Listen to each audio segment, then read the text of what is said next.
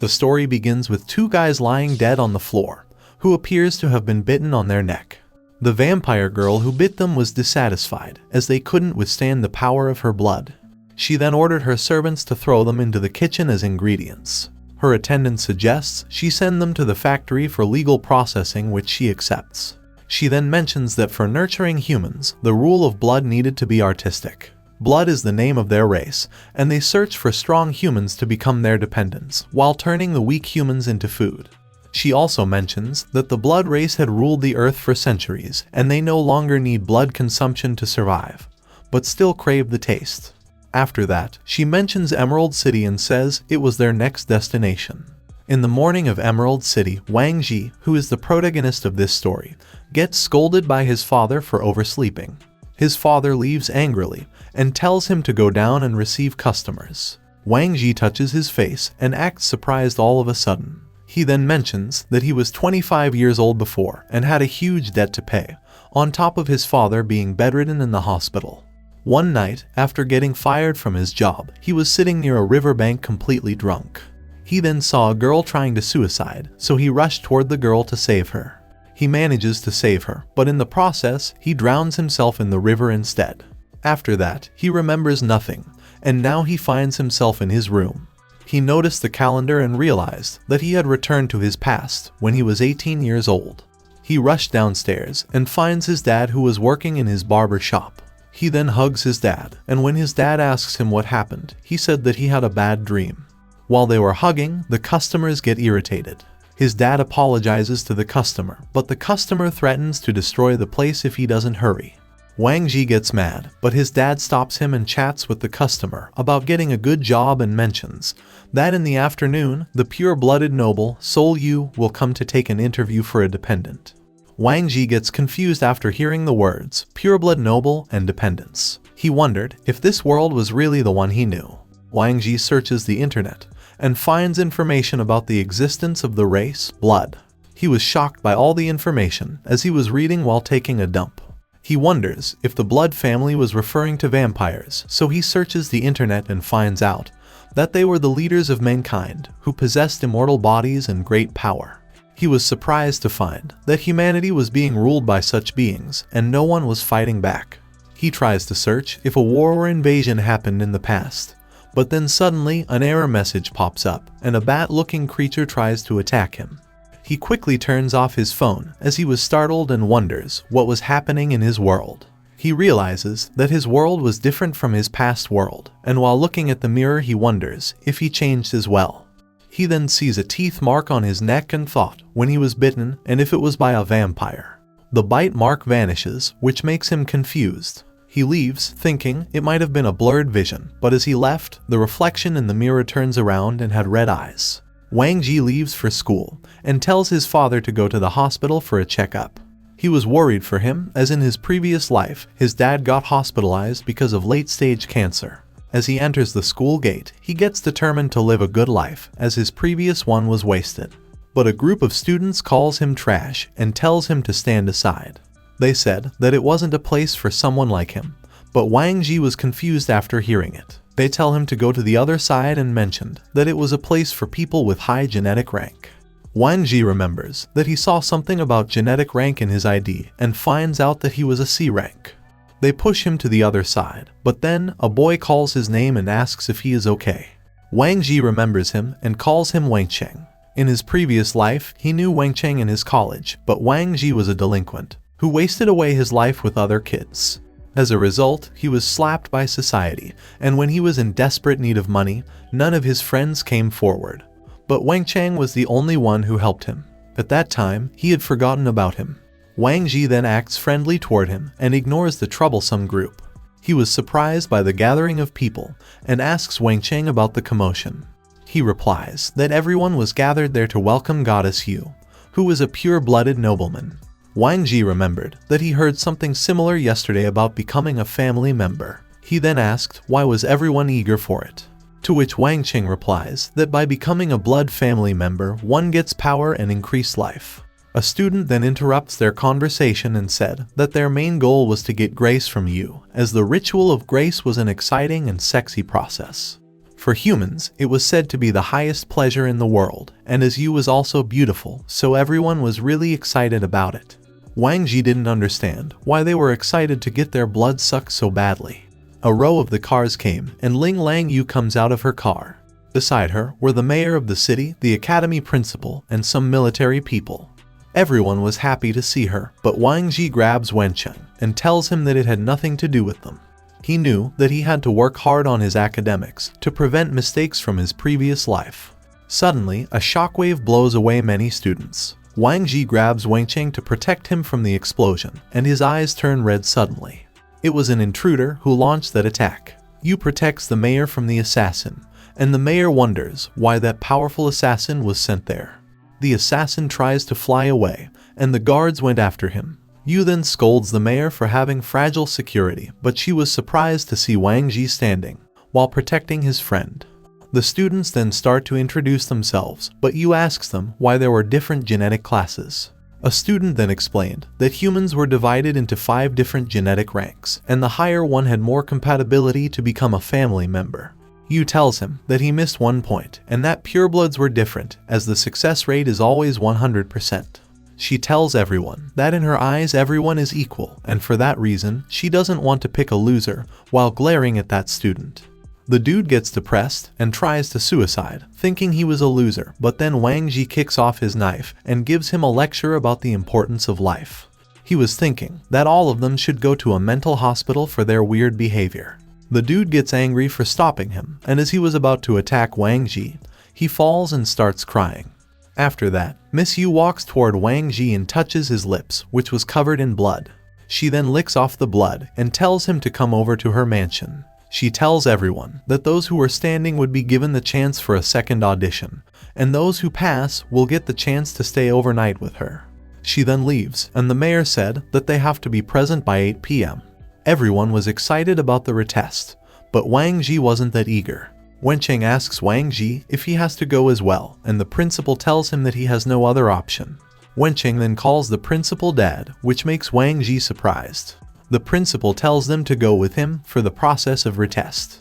In the conference room, he was giving a form for everyone to sign.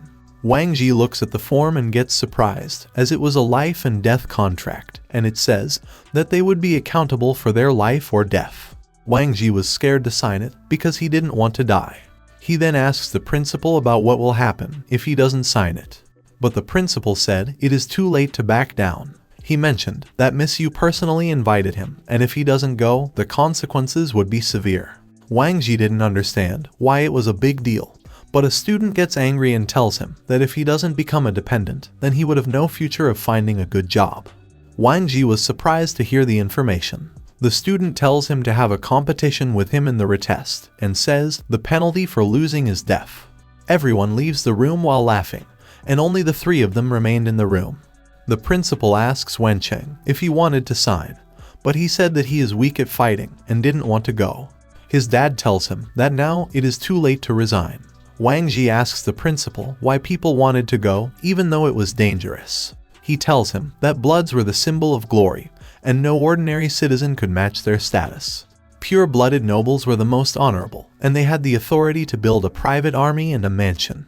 The dependents act as their spokesmen, so any ordinary citizen won't be able to stop them, as they have the highest authority. Wang Zhe asks why they had such authority, to which the principal replies that world power was controlled by 7 imperial courts, and Miss Yu was the daughter of one of the 7 imperial court members, Kai Yu. Wang Zhe realizes that the world had completely changed, but all he wanted was to study well and live a good life. He says that he will just admit defeat, but principal warns him, saying that Miss Yu wants to watch a show, and if she gets dissatisfied, then they won't survive. Wang Zhe said that they would just admit defeat at the last moment, so the principal agreed and said, "It is okay." Wencheng was not good at fighting, and the principal mentions that other people from other regions would also show up in the retest. The principal proposes Wang Zhe that he would give all his life savings if he can bring back his son safely, but Wang Zhe replies that he is weak himself. He asked why was he not willing to let his son be a dependent, to which the principal replies that one loses his personality, feelings, and memories, and lives only to serve his master after becoming a dependent. He will obey any commands and won't remember about his family. Wang Zhe realizes that he will become a monster, so he swears that he wouldn't become a dependent. The story moves into the future where Wang Zhe was thinking that he just wanted to live a normal life. But things drastically change as he was present in Ling Lang Yu's room, and she was ready for him to give grace. Wang Zhe was still as a rock, but she tells him that she couldn't wait any longer, and throws him in the bed to start their ritual. Wang Zhe said at that time he couldn't believe that things would come to that. He added that he should have rather died in that retest. The story then moves back to the present, where the applicants were all present in the retest. And Butler R introduces himself. He tells everyone that among the 58 contestants, only 20 people would advance to the final round, and encourages them to give it their all. Wang Zhe was nervous to see so many people, and remembers about Principal telling him that there would be multiple levels. He knew that he had to at least pass the first level, and thought about how competitive the contest was, as the pass rate was less than half. Many people get excited and shouted that they want to start right away. Butler R mentions that the test began the moment they stepped into the mansion, and said, "Who just made noise are disqualified." They all get shocked, and Butler R said that they were disrespectful by making noise without his permission. He then asked his colleague about how many voices were raised, and he answered 32 people. He thought it would be less fun for Miss Yu if these many people dropped out, so he tells everyone that among those 32 people, only 5 people would be selected, only if they could win in a resurrection battle. Everyone gets their hopes up, thinking they still had a chance. Butler R explained that the resurrection battle is a fight to the death, and as long they don't leave the circle, only 5 people would be selected among them. Wang Zhe and Wencheng thought that it was just a game of killing each other. Fortunately, they didn't make any noise, so he knew that they were safe. As soon as the battle started, a person gets killed right off the bat, leaving both of them shocked. The killer says that it was easier to kill off each other in order to save strength for the later rounds. He said that it was the quickest and easiest way with a smile on his face. He then intimidates others, saying that they will die if anyone approaches him. Wang Zhe was shocked to see people being killed and wondered how he was allowed to carry a knife. After that, a girl with a sniper rifle and some other guys said that he wasn't the only person with weapons with them. Wang Zhe was shocked to see the madness, as everyone was out for each other's blood. The resurrection battle ends with 5 people winning, and the rest were all dead. The girl with the guns noticed a moving person, and shoots him in the head to make sure that there were no more competitors. Butler R tells them that Miss Yu is very pleased with their performance, so they can go back to the team. Wang Zhe looks at them and thinks that they were crazy lunatics. The guy asked what they were looking at and said that he will teach them a lesson about a sinister society. Wencheng gets scared and thinks that they are being marked by the enemy, but Wang Zhe grabs his shoulder and tells him to calm down. He said that they already survived the first round, and they just have to admit defeat in the next round. Butler R then announced that all the remaining 31 people will now start the first round. Wang Zhe then realizes that they haven't even completed a single round, and the previous round was just the resurrection of the losers. Butler R says that this time, only 20 people will advance and get a chance to enter Miss Yu's room. He then steps on the ground and makes it split in half. He says the content of the next competition is fishing. Under the ground, many carnivore fish were swimming in a lava pool. Everyone was scared to see those fish and wondered if they will become the food itself. Butler R laughs and said it was a hunt for both sides. He then gives them a special fishing rod and explained that it can withstand 5 tons of weight. He also mentions that blood was their bait, and the lava fish will get attracted by the most delicious blood.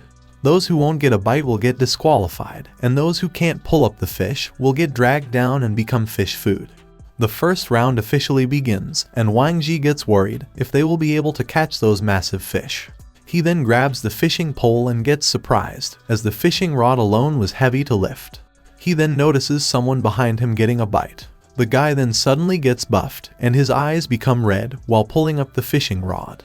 Wang Zhe was surprised to see his strength, but then the girl with the rifle tells him that it was due to drugs. She mentions that muscle building and red eyes were the signs of drug usage. It was a special medicine that increases the physical capabilities of the human body, but comes with a great price, even death. As she was about to tell him how expensive the drug was, the guy easily pulls up the lava fish. She said it was worth it, as long as one gets to become a dependent and leaves, as she also had to catch one. Wang Zhe then realizes that only 20 people will pass among them and move to the next round. Wencheng asks what should they do, and Zhe says that he at least has to try. He then pours his blood into the bait container and throws the line in the lava. He thought that no fish was interested in his blood, but he was wrong, because deep beneath the lava, several fish gets attracted by the scent of his blood. He was waiting to get a bite, and then suddenly, his line gets hooked up. The rod becomes so heavy that he was about to fall, but Wencheng grabs onto him. He tells Wencheng to hold on, and tries their hardest to pull up the fish. The fish was about to get pulled up, which made Wang Zhe thought that they did it. Suddenly, Wencheng gets shocked to see the fishing line. Wang Zhe then looks below, and sees a bunch of fish hooked together. Wang Zhe couldn't withstand the weight, but Wencheng was trying his best to support him. Wang Zhe tries his best, but it was too much for him to pull up all the fish. The fishing rod starts to crack and he gets close to falling. His whole body was shaking, as the fish below was moving violently. Wencheng was also at his limit, and tells him to let go of his fishing rod. Wang Zhe wonders why it was happening to him. He says that the momentum was there, and if he doesn't pull up, then it won't be possible to catch one again. His muscles were on the verge of giving up, but then suddenly, his eyes start to glow red and a strange power flows inside of him. He then pulls up all the fish in that line in one go and makes everyone surprised. Inside the castle, Yu was spectating their competition, and Wang Zhe catches her eye. She then says that she can't wait to eat him up. Everyone was surprised to see all the fishes that he pulled, but Wang Zhe was too tired to stand up. Others stare at the fish, and one of them comes forward and touches the fish, but Wang Zhe tells him to go away. Those people give him a scary look, but he then stands up and repeats his words. They said that he shouldn't be selfish and share those fish, but Wencheng says that they were just trying to rob. Wang Zhe also believes that they were trying to rob, but was afraid of breaking the rule. He knows that deep down they were just itching to kill. They tells him that he was right and asks Butler R for the rules. Butler R says that killing wasn't allowed, but he says that a gentleman should always be modest. So he tells Wang Zhe to share his prey, otherwise he would get targeted in the later levels. Wang Zhe laughs, and as he holds the fish, he asks them if they wanted it. He then gives one fish to Wencheng and says that everyone has friends and they should help each other. The guys were laughing in greed, thinking he would give them the fish, but Wang Zhe carries a fish and throws it back into the lava. Those guys asked what he was doing and he replies that he was just trying to help them by increasing the number of fish in the lava. They gets angry and ask if he wanted to get targeted that badly, but Wang Zhe replies that it is a knockout competition, so he wants to lessen the competition. They said he was very arrogant, but Wang Zhe says there is more to come. He then grabs another fish and tells them that whoever kneels down and calls him dad will get a free fish from him.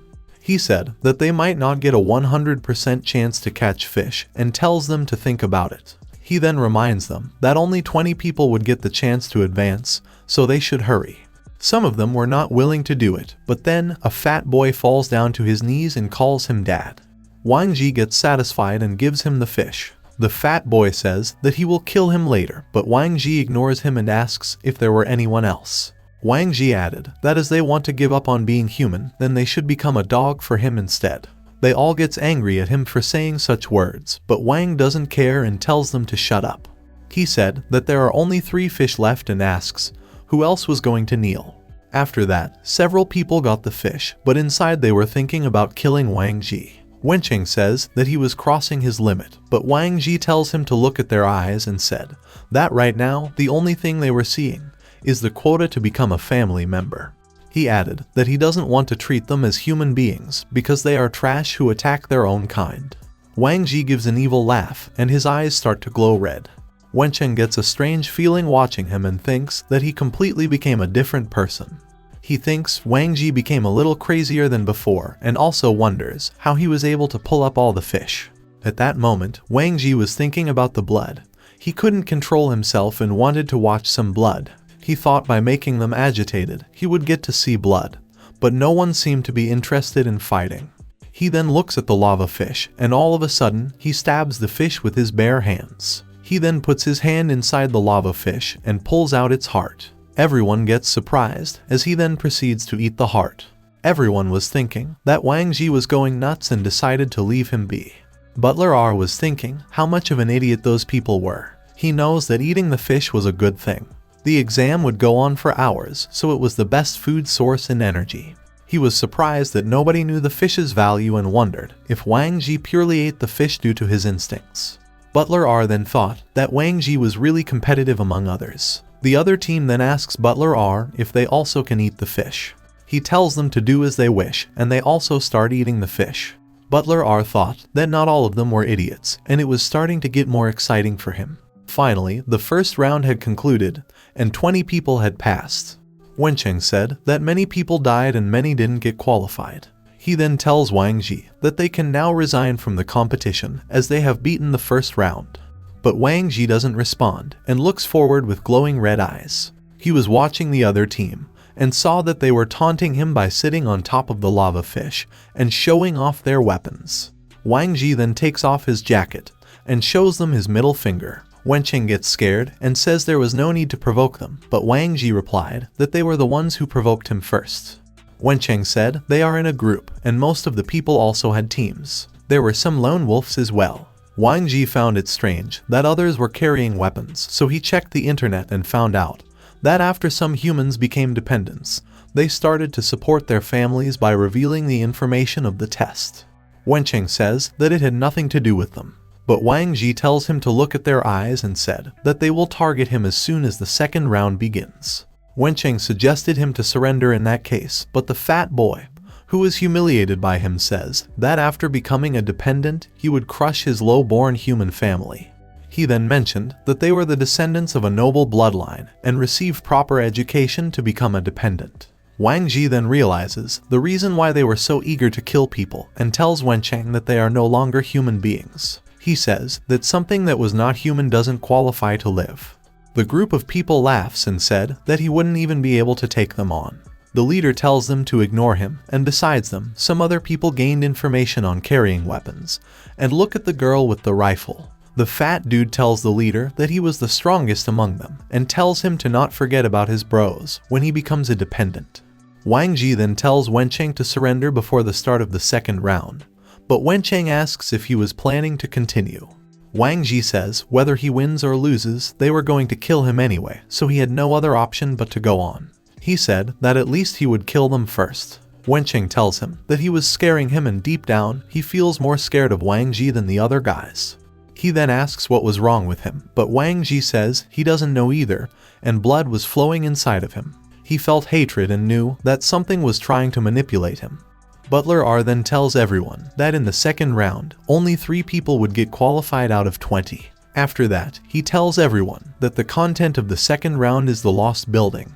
In a 99-floor building, Miss Yu would be at the top of the building, waiting for the 3 contestants. After that, a chart of the building was shown to everyone, and he explained that the lost building has 4 elevators that go up to floor 90, and they will have to walk up the stairs to floor 99.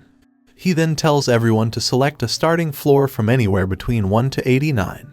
The others were confused, but Butler R says that if everyone started from floor 1, then there would have been big chaos. The fat boy said that in that case, everyone would choose floor 89 to win, but there were many complicated opinions on the matter. He tells the leader that if they work as a group, then they would be able to breeze through floor 89. Wencheng tells Wang Zhe that he wouldn't have a chance if they group up, but Wang Zhe says that they will have an internal fight. He says there will be one dependent, so in the hearts of those people, they were thinking about how to kill each other. Wencheng asked which floor he was going to start on, and he replies that he already decided. He then gives a card saying a random number to Butler R, which makes him surprised. He asked if he is not afraid of the random number to be 89th floor. He then decides on his floor by the date and tells him to go to the 17th floor. Butler R then mentions that there were 19 of them because Wencheng surrendered and wishes luck to them. He then sighs start and suddenly a circle appears beneath everyone and teleports them away to their designated floors. Wang Zhe slowly opens his eyes and finds himself on the 17th floor. He thought the 17th floor was safe, but he was wrong as someone was coming for him. Wang notices someone coming towards him. The attacker charges toward him, holding a fire extinguisher. Wang dodges the attack and starts running upward the stairs. The guy follows him, and when he was about to attack, Wang kicks him away. When the attacker starts to fall down the stairs, Wang notices the fire extinguisher. He picks it up and tries to hit the guy with a scary look on his face, but then the guy gets scared and surrenders. Wang stops himself and the red glow in his eye vanishes. The attacker thinks that he is safe and wonders what was wrong with him. His body was strengthened to a point that his coach couldn't beat him, yet Wang's kick felt really hard to him. Wang knew that he was from the small team before, so he asked if he wanted anything from him. Wang starts climbing up and says that he got some important information from the attacker. There were 10 people in that team, and they split their members on some floors to block other people. Wang reaches the 20th floor, and according to his knowledge, that floor was guarded. He tries to perform a surprise attack, but nobody was there. He was then sure that the other group members were not following through their plan. He knew that 79 to 89 floors were the most dangerous, because everyone would be gathered there. He wants to proceed slowly, because he doesn't want to become a dependent, nor does he want to quit. He wants to play it rationally. After all, he knows that he is just a regular human. His eyes start glowing. He says that his head hurts and feels dizzy. Suddenly, he notices red veins popping up in his hands and wondered what was happening. His vision of the world suddenly turns red. As he was confused about the sudden changes, a person tries to launch a sneak attack on him. The guy was trying to use the hypnosis technique, and Wang was the first person he set his eyes on. He then grabs Wang from behind and activates his hypnosis technique. He was in the middle of his technique when suddenly Wang turns around and grabs him by his neck. Wang asks if he was the one responsible for his popping veins, but he said he isn't. Wang starts beating him, and the attacker says it was a misunderstanding. Wang threatens him to remove the red eyes and the veins. The attacker says that his hypnotism only makes his opponent hard to move. As the attacker was proposing they team up, Wang punches him hard in the belly, and afterward, he falls down and becomes unconscious. The veins on Wang start to pop even more, and shortly after, he tries to suck the blood of the unconscious attacker. After coming back to his senses, he immediately backs off with a confused look on his face. He was wondering what he was doing. He then looks at the attacker, and after watching his neck, he starts to drool. He then slaps his face to come back to his senses and thinks if he is going crazy. He starts to run down the stairs, and while running, he thinks that he needs to get out of there. As he ran, he was hallucinating about going back to his father's shop, but suddenly, he trips and falls down the stairs. After his fall, he was lying on the floor for quite some time. His veins start to vanish, and he muttered that he needs to go to the top. He then gets back up, looks upwards, and says, "Above." He said he is hungry, with an evil look on his face. Butler R was talking about the safety of Miss Yu because of the last cult raid. After the call, he asks the monitoring team how much time was left. They replied that it was almost over because the participants couldn't avoid fighting on the 89th floor. Butler R mentioned that relying on calculations and betraying others was the key to beating the stage. He claps, saying that because of them, Miss Yu will get to watch a pleasant show. He then asks about Wang Zhe, and the monitoring team checks that he was about to reach the 89th floor, which was the center of the battle. After Wang reaches the floor, he saw a person getting killed in front of him. Everyone was fighting and killing each other to reach the top floor. Wang then notices the path to the 99th floor straight ahead, but everyone was on the way to his path. Some people notice him and gave a bloodthirsty look. One of them launches an attack toward him, but Wang moves forward at an incredibly fast speed and dodges the attack. The others also try to attack, but Wang moves behind them in an instant. He then walks away from the crowd without a single scratch on him. The last two in his path were Feng and Chen, who were fighting against each other. They stopped their fighting because they noticed that Wang was slowly walking toward them. Wang slowly walks in the middle between the two of them. Chen says he won't let anyone pass and tries to attack Wang. Feng tells him to look out and said the sword was poisoned. Chen then launches an attack on Wang with his super speed flash technique, but Wang vanishes in an instant, leaving him surprised. Wang then grabs the hand of the guy and brute forces his way to steal the knife he was carrying. After looking at the sword, Wang starts to lick the blood that was on it. Both of them get scared by his act. Wang said the blood was too little and muttered that the good ones are at the top. He added that he is ready to eat with an evil look on his face. Wang then starts to go upstairs, but then Feng looks at him and starts to run after him. Chen also gets worried and start running after them as well, but the people behind him suddenly jump towards him. He tells them to stop and asked what happened to the agreed tactics. They didn't stop to listen and started their rampage. After a while, the gate to the upper floors gets blocked. Chen was able to survive and slowly climbs up.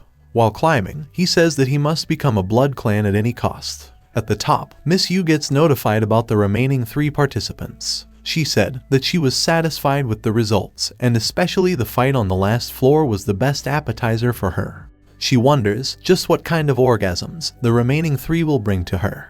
She was looking forward to it and says, "Let the party begin." The party begins, everyone was drinking and the musicians were playing music.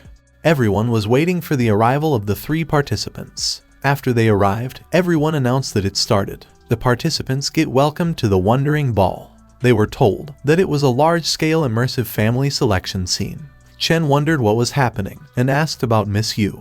The announcer tells him that Miss Yu is disguised among these people and they have to find her. The announcer says that Chen, Feng, and Wang Zhe are the last 3 participants. He congratulates them and tells them to find the real Miss Yu among the 100 beauties. The announcer also mentioned that she could be among the most beautiful ones, or she could be behind the curtains. He also added that she could be disguised as a man or act as a waiter. Once they have selected, they should ask the person for a dance, and after that, the real Miss Yu will lead him to the final room. Some people who were disguised said if they chooses the wrong person, then they would be treated as food for the banquet. They smile and tells them to not make mistakes, because they could also be the real Yu. Both Chen and Feng were terrified to hear what they said, except for Wang. The announcer then says that the stage begins, and they have to find her within the next 30 minutes. Chen was looking grim, but then Feng tells him that she knows what he was thinking. Chen was thinking of killing 2 of them, instead of finding Yu in 100. She then showed him her weapons and said she wants to do the same, but she can't defeat Wang Zhe. Chen gets angry at her, but she said that she would give him a chance. Deep down, Feng was thinking that at the last moment, she will blow herself up with the power bomb hidden inside her, along with Yu and the others. She was part of a rebel organization that operates by killing traitors who abandon their humanity. Last time, the mayor was saved by Yu, but she said that it won't be for long.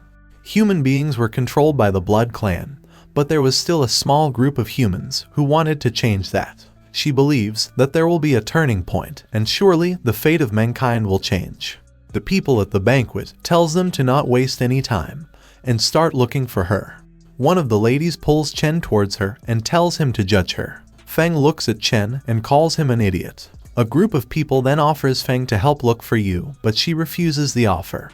As the people got closer to her, she started to feel dizzy. On the 2nd floor of the hall, Yu was glad to see the people looking happy. One of them asked if she wanted to participate in hunting, but she tells her to do whatever she wants. The girl said that they won't be able to find Yu because the hall was filled with the charm of the Blood Clan. Yu says that even so, she feels like Wang will give her an unexpected surprise. Wang then suddenly looks directly at Yu, which catches her off guard. He then rushes up to the 2nd floor, and after that, he grabs her hand. Wang says, "Got you," while looking directly at her. She asks Wang if he was not afraid of catching the wrong person, but Wang says that her smell was different, so he wanted to eat her. Yu gets excited to hear it and said she will skip the dance because she is hungry as well. She said that she can't wait to find out how he eats her and starts to lead him to her room. Chen noticed that Wang had already found Yu, and while crawling on the ground, he muttered that he can't lose. Feng also noticed that Wang has already found her. She then tries to detonate the bomb right away. She was wondering why isn't the bomb detonating, but then a lady behind her says that the banquet hall had the most guaranteed security. She tells Feng that they don't care for what purpose she came, but there was no room for resistance. Feng's rifle falls to the ground and she expresses a defeated face. On the other side, Yu took Wang to her bed and get on top of him. She tells him that she is going to start, and Wang replied he was about to start as well. Yu then tells him that he is her first. Wang was the first person to ever come to her room. She explained that after she gives him grace, he will fall in love with her and will become her toy. She then bites his neck, and while sucking, she gets surprised by the taste. She thinks that the taste of his blood was superb. She was falling in love after taking a single bite, and she felt amazing inside. She wanted to enjoy their time slowly and wanted to make him smell like her. Wang then asked her if it tasted good. She replied that the ceremony was still early. She added that she will suck his blood from the inside out. She wants to enjoy this process slowly and tells him that the night is still long. She said that earlier he mentioned about eating her, so she asked when is he going to start. She asked if he was afraid, but then suddenly he grabs her neck. Wang said that he is going to eat her with a menacing look. He then proceeds to bite her and it made her surprised. She didn't expect him to have blood-sucking teeth, so she tells him to let her go. Wang blocks her hands and kept sucking her blood. While her blood was being sucked, she felt that she was coming under Wang's control, but she should have been the benefactor instead. She should have been the master, so she moans and tells him to stay away from her. The sucking continues, and she slowly starts to get under Wang's control. She moans in pleasure and wonders what is happening to her. She was feeling the ultimate pleasure at that moment. After Wang stops sucking, she tells him to suck more and keep going. Wang looked confused by her act. She then looks terrified and apologizes to him. She gets on her knees and addresses him as master. She tells him to continue their ritual and begs. Wang's split personality says that his mind became clear after drinking her blood. He said, although she is just an ordinary pureblood, he will still accept her as his slave. He added that he will be giving her a blood stain, and after he touched her forehead, a mark appeared on her head. She says while hugging him that she feels good to be a member of a powerful family. She asked him why is he in that weak shell, but Wang says that it's not something she should know and intimidates her. She gets scared and apologizes to him. He then tells her that there was someone else inside of him, so he ordered her to obey him and tells her to declare him as his dependent. He then lies on the bed to bring out his other self. While he was sleeping, Yu felt happy because she would get to serve two masters with different personalities. She knew that his other self would have no memories of the incident, so she came up with a plan to not scare him. Wang then opens his eyes and gets confused to find himself in a bedroom. Then he saw someone behind the curtains. Yu then congratulates him on becoming her dependent and asked if they can get started. Wang couldn't remember anything and said it was a mistake. He then tries to leave the room, but Yu hugs him from behind and says she will take the initiative. Wang shakes her off, but she smiles and asked if he doesn't want to be a blood clan member. Yu then noticed him making a fist, so she assumed that he wanted to resist till the end. Wang tells her that he would rather die than become someone's puppet. She tells him that he was wrong and said once someone stronger than them becomes their master, they won't feel any resistance. They would only feel joy, the joy of finding a home and harbor. They would want to touch him, kiss him, and satisfy him. She then tells him to not resist and said she has a suggestion. She asked if he wants to hear it. The next day, everyone was waiting for their arrival. The news reporter were saying that they were waiting to see the dependent because the last dependent was selected 10 years ago. While Yu was coming out of the car, the other blood members couldn't believe that she chose a human as her dependent. The dependent ceremony was supposed to be a political exchange between other blood families, so they were wondering who was the human that she chose. Wang then gets out and walks together with Yu. Everyone starts taking the photo and many get excited to see them. While they were walking, the crowd wonders if the guy beside her is the dependent. They look at him and said that he looks normal and nothing special. They heard that he was a blood type C, so they wondered why she chose him. Many believed that she must have chosen him to get out of the political discussions. They were thinking that he is just a temporary dependent who will be used as a sacrificial pawn. Yu tells Wang to not listen to them and look at the camera with a smile. She says that he is the topic of attention, so he has to behave himself today. He was nervous because he became a big shot out of nowhere. Du Qiyang greets Yu and tells her to give his greeting to her father. He then looks at Wang and saw that the blood flow between them is the same and confirmed that Wang really was her dependent. Yu tells Wang that he was being watched because many were dissatisfied with him. She tells him to look at the others and said they might take action against him and ask what is he going to do. Wang said that he is just an ordinary human with no powers, so he won't be able to do anything. Yu then proposes a deal where if he can take them out, then as a reward she will teach him supernatural powers. Wang gets intrigued by hearing the word power. Supernatural powers belong to people with higher genetic levels. Wang saw it with his own eyes. Yu helped the mayor using her powers to fend off the intruder's attack. He also saw it during the dependent test. He still wonders how he ended up in Lang Yu's room after that incident. The people then tell him that it was impossible to get help from Yu during the dependence night. They said every dependent has to follow it after they join. The process after becoming a dependent had to be completed, so he gets pushed inside the room. Wang gets greeted by someone, and she tells him to take a seat. There were multiple people present in that room.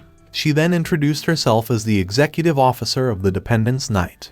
Afterward, she tells everyone to begin the ceremony. She speaks some lines and tells everyone to repeat after her. The ceremony continues and Wang becomes speechless. He wondered what sort of swearing was that. She then speaks Wang's name out loud and startles him. A butler then brings him a meat dish. While looking at the dish, he wondered if that was human flesh and starts to sweat as everyone was staring at him. Wang then cut the meat. He still wondered if it is human meat or not and hesitates to eat. The butler then takes the plate off his table. He then brings it to the executive officer. She takes the piece of meat using her fork. After eating the meat, she says that it was delicious sheep meat and praises the dish. She then tells everyone to use the Holy Communion and thank the great Bloodline King. Everyone then offers their gratitude towards the Blood King and starts their feast. The guy beside Wang tells him to eat. He says the meat and the wine are of high quality, and he wouldn't get another chance to eat them. In the past, they were served the meat of virgin and baby meat. He tells Wang that he would take him outside to try out those dishes. He says that nobody would be able to hurt him because he is now a dependent, and before anyone troubles him, they would have to go through his master first. He tells him to learn the logic of the world from a higher point of view. He then tells him that he will hang out with him after the ceremony and added that he will get addicted to that taste. Wang was thinking that the whole ritual is crazy. He thought that it is just a night of madness, the ultimate carnival built on human suffering. The examiner then says that it is time for the next part. She orders the servants to bring it, and then they bring a small girl. Other gets excited and wonders if it is a sacrament. The examiner says that it is a special occasion because it is the ceremony of Lang Yu's dependent. Wang wondered what type of sacrament it is because she isn't even an adult. The examiner tells him to get started and puts the spotlight on him. Wang was still confused by what they meant. Everyone except the two of them starts flying, and the examiner then orders Wang to perform the sacrament. Wang stood there speechless and wondered what was going on. The small girl then stood up. Wang looked at her and she removed the clothing from her hand. After that, she pulled out a knife and cut her hand. Everyone in the room starts drooling over her blood. She then offered her bloody hand to Wang and tells him to enjoy himself while crying. The blood from her hand starts to drip on the floor. Everyone asks him to hurry and finish the ceremony. Everyone in the room then makes fun of him by saying that he is too cowardly to do it. They said that there is always psychological discomfort for humans who turns into dependent. The examiner said that if he doesn't complete the ceremony, then he won't be recognized by the Dependents Association and he will be replaced as the next sacrifice. Wang gets angry and asks why they want him to drink her blood. The people replied that the Blood Clan has more delicious blood and humans are just basic food. The examiner says that in the laws of the Blood Clan, only the top is always at the top of the food chain. Wang muttered that he understood that even after becoming dependent, one is still just food for the higher bloods. They replied that he is right and tells him to mind his status. They then tells him to complete the ceremony and give his blood after the ceremony. Wang understood that after becoming dependent, he would have the privilege to human blood, but he will still remain a food source for the higher-ups. Wang wipes the tear from the girl's face. He felt annoyed and thought that he wants to crush all of them with a raging look in his eyes. Outside, Yu gets greeted by some people. Zhang introduces himself as he kisses Yu's hand. He then asked if she could have a dance with him, to which she replied she can't. Zhang's mother said that Yu has no interest in dancing and tells him to take her to a place to sit. His mother was thinking about how their family position would rise if Yu marries his son. She knew that Yu's father's position in the imperial court is unstable, and the overall situation of her choosing a human dependent made matter worse. Yu then asked why is his mother watching them, but Zhang tells her to not mind her. He wanted to introduce himself for marriage, but Yu was looking elsewhere. She says that she is just worried about her dependent. Zhang said if she is worried then he can make arrangements, as the examiner is a good friend of his. But Yu replied that she is worried that her dependent might bully others too much. Zhang gets confused and asked what she meant. He said that even if Wang is a genius, but he can't surpass others in one night. Yu said that Wang isn't a genius, but he is the king. He then wondered what she meant, but Yu says that she is just joking and mentioned that the king is someone they can't look up to. After that, as Zhang was about to propose to her for marriage, everyone starts a huge commotion and said that something happened inside the exam hall. She then proposes to Zhang to see it together and said that her dependent is in trouble. Everyone then takes a peek inside and gets shocked. They saw Wang holding a girl, and the others were lying injured on the floor. Everyone then asks Wang about what he did to them. He thinks that he did what every human would do. After that, he went into a flashback of the fight. In the flashback, he was killing everyone, thinking that these people deserve to die. He then snaps back to reality and wonders what happened to him. Just like last time, his mind is confused. The only thing that was clear to him was the feeling of a fist on the flesh. It felt weird to him because during the exam, he suddenly got the power to pull up the fish. There were also the teeth marks on his neck and the illogical power that he demonstrated just now. Wang then starts to wonder who he is and whether he still is a human. An old man cursed Wang and points at him, but you tell the old man to behave himself. The old man asked why should he behave himself when his dependent is in that state. Others said that his dependent must be weak to get beaten up by a newcomer like Wang. The old man then angrily looks at his dependent. She asks for forgiveness, but the old man killed her, saying she is a useless thing. He then asked Yu what she has to say about that, to which Yu replied that she doesn't understand. After that, the old man puts a barrier around the building and said that he will let Count Kai-Yu handle this matter personally. Other blood members agreed with the old man, as they also wanted to meet with Kai-Yu. Yu says since they wants to meet her father so badly, she will call him herself. She then calls her father and said that a lot of people want to meet him and that she is being bullied. She then sits on the sofa and tells everyone to wait for her father. After that, she calls for Wang and orders him to give her a massage. Wang gets nervous and stands still. Yu asked what he is waiting for and tells him to press it. She then starts to moan in pleasure, which makes others jealous. They were discussing her father's power and thought they will be a match for him if they team up together. While Wang was giving her a massage, he suddenly gets transported to a different space. He gets surprised and asked what is going on, but Yu tells him to calm down. She explained that it is a private space for dependents and masters, which is created based on the master's consciousness. She also mentioned that no one will know what happens inside their space. He then asked what she meant because he thought he isn't a dependent. He knows that he didn't get bitten, so he wonders if she was cheating on her.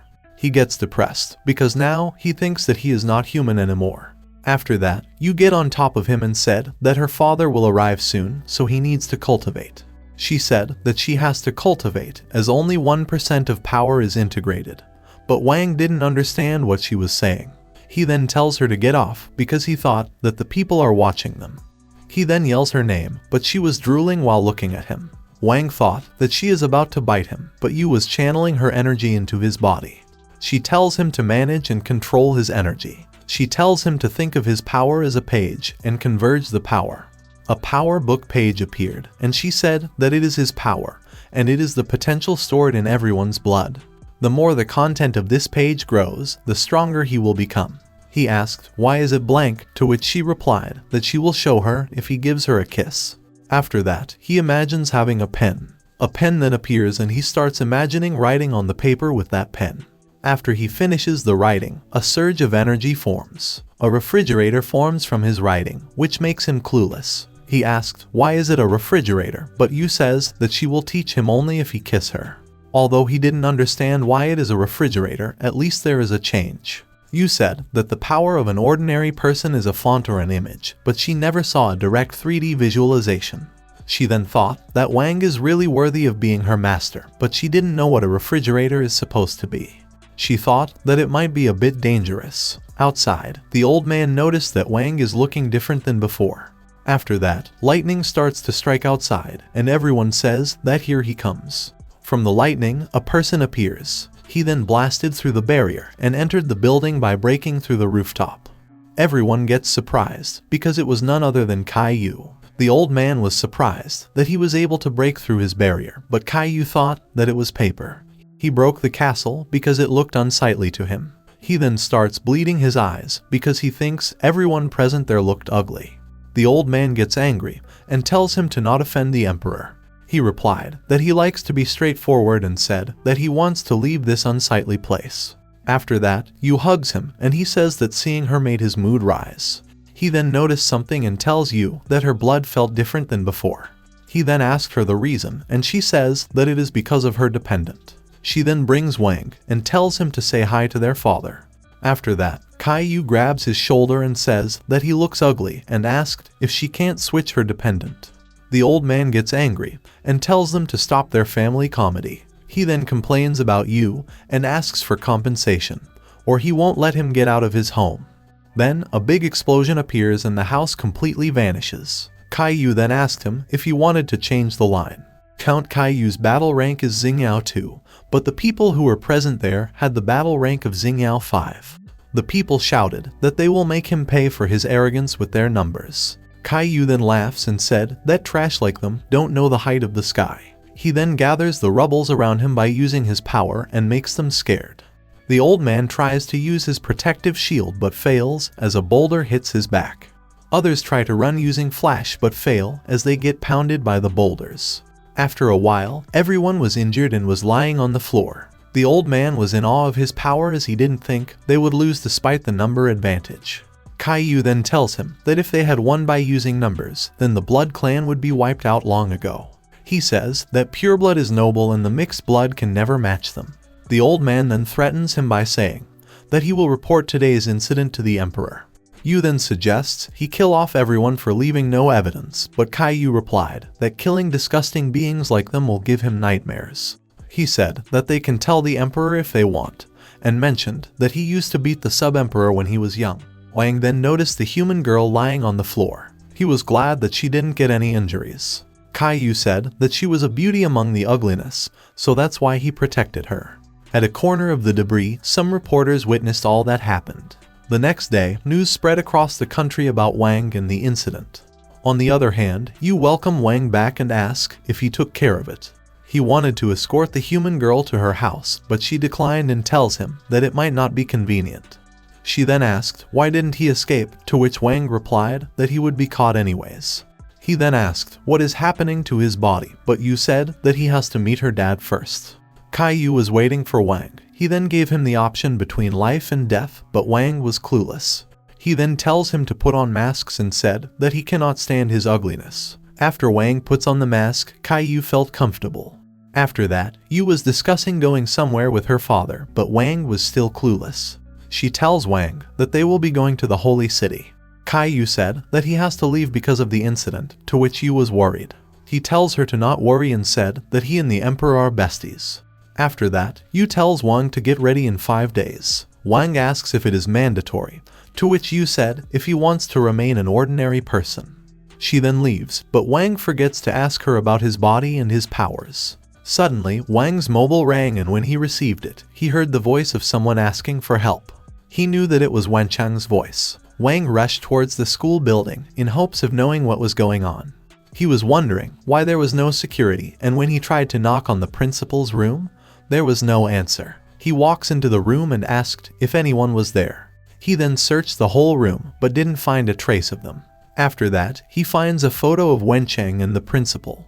He thought that something happened while looking at the picture. Wang goes to the police station and tells them about the situation. He reports what happened, but the officer replied that they will look into it later.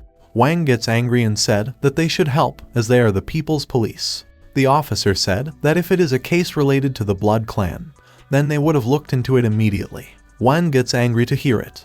After that, an assistant comes and tells the officer that Wang is the new dependent of Lang Yu, which makes him afraid. The officer's attitude then changes and he talks with him politely. Wang tells him to spare him the pleasantries and look into the matter immediately.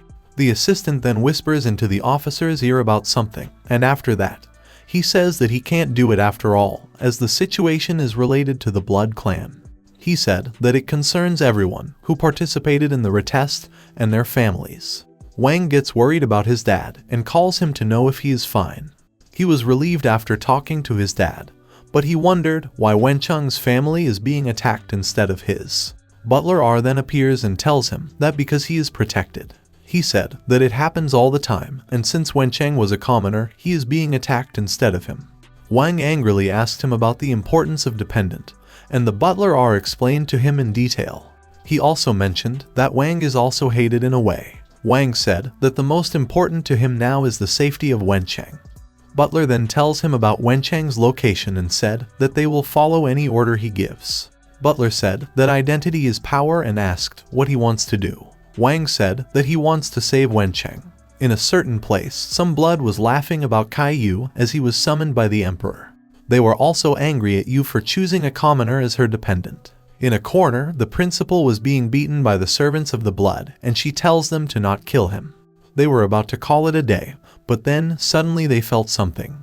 Outside the mansion, Wang, along with the gang, was waiting, and Wang was brimming with rage. The servants tells the blood that someone is waiting, but they were unhappy to hear it. They then looked outside and saw Butler R with his gang. Butler R then killed everyone and approached the blood alongside Wang. The old man then gets afraid and tells them to not come closer while taking the principal hostage. The principal was in a miserable state. Wang gets worried and Butler said that the principal's condition is bad.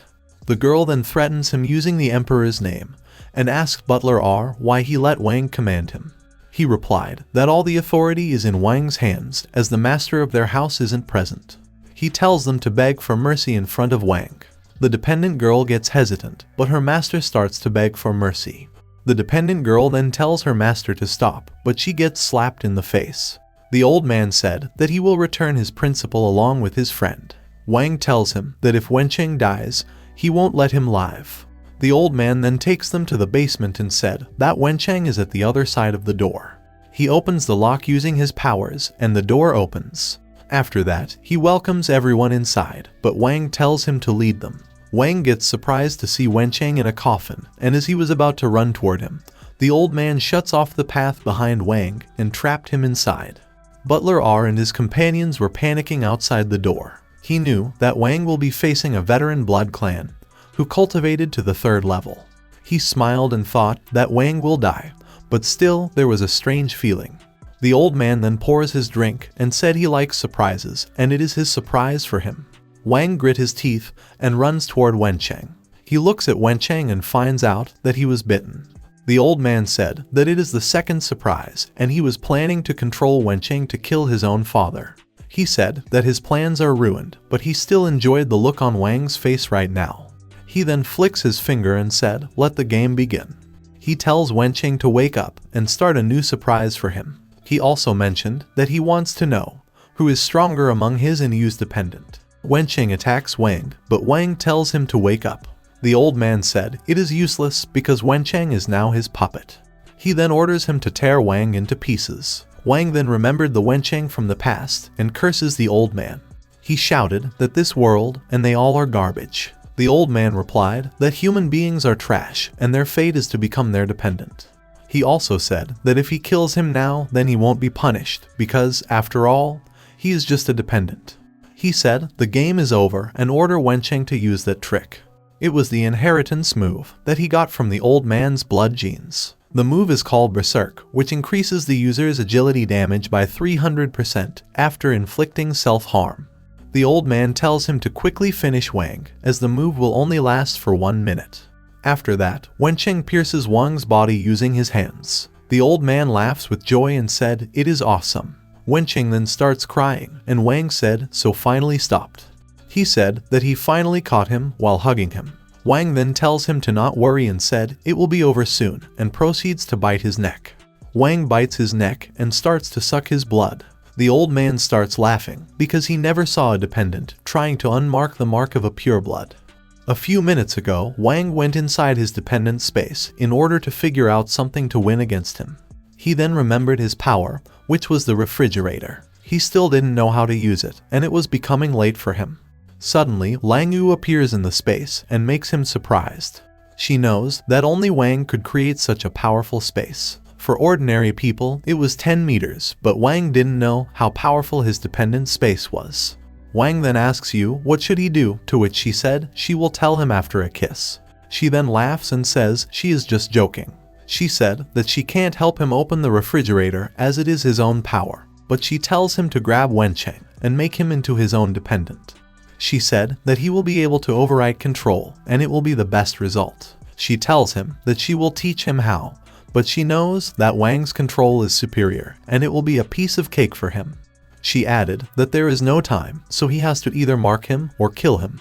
Before the incident, Wencheng comes back from shopping and tells his dad that he is back.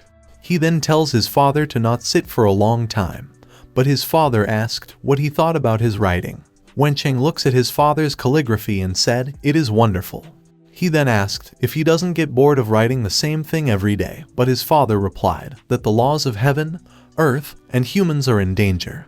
He tells him to never forget the meaning of being human. Back to the present, Wencheng starts to scream in pain and remembers his dad. The whole place gets filled with energy while Wang was sucking his blood. The old man wonders what type of energy it was. He knew that it is dangerous to let them convert any further.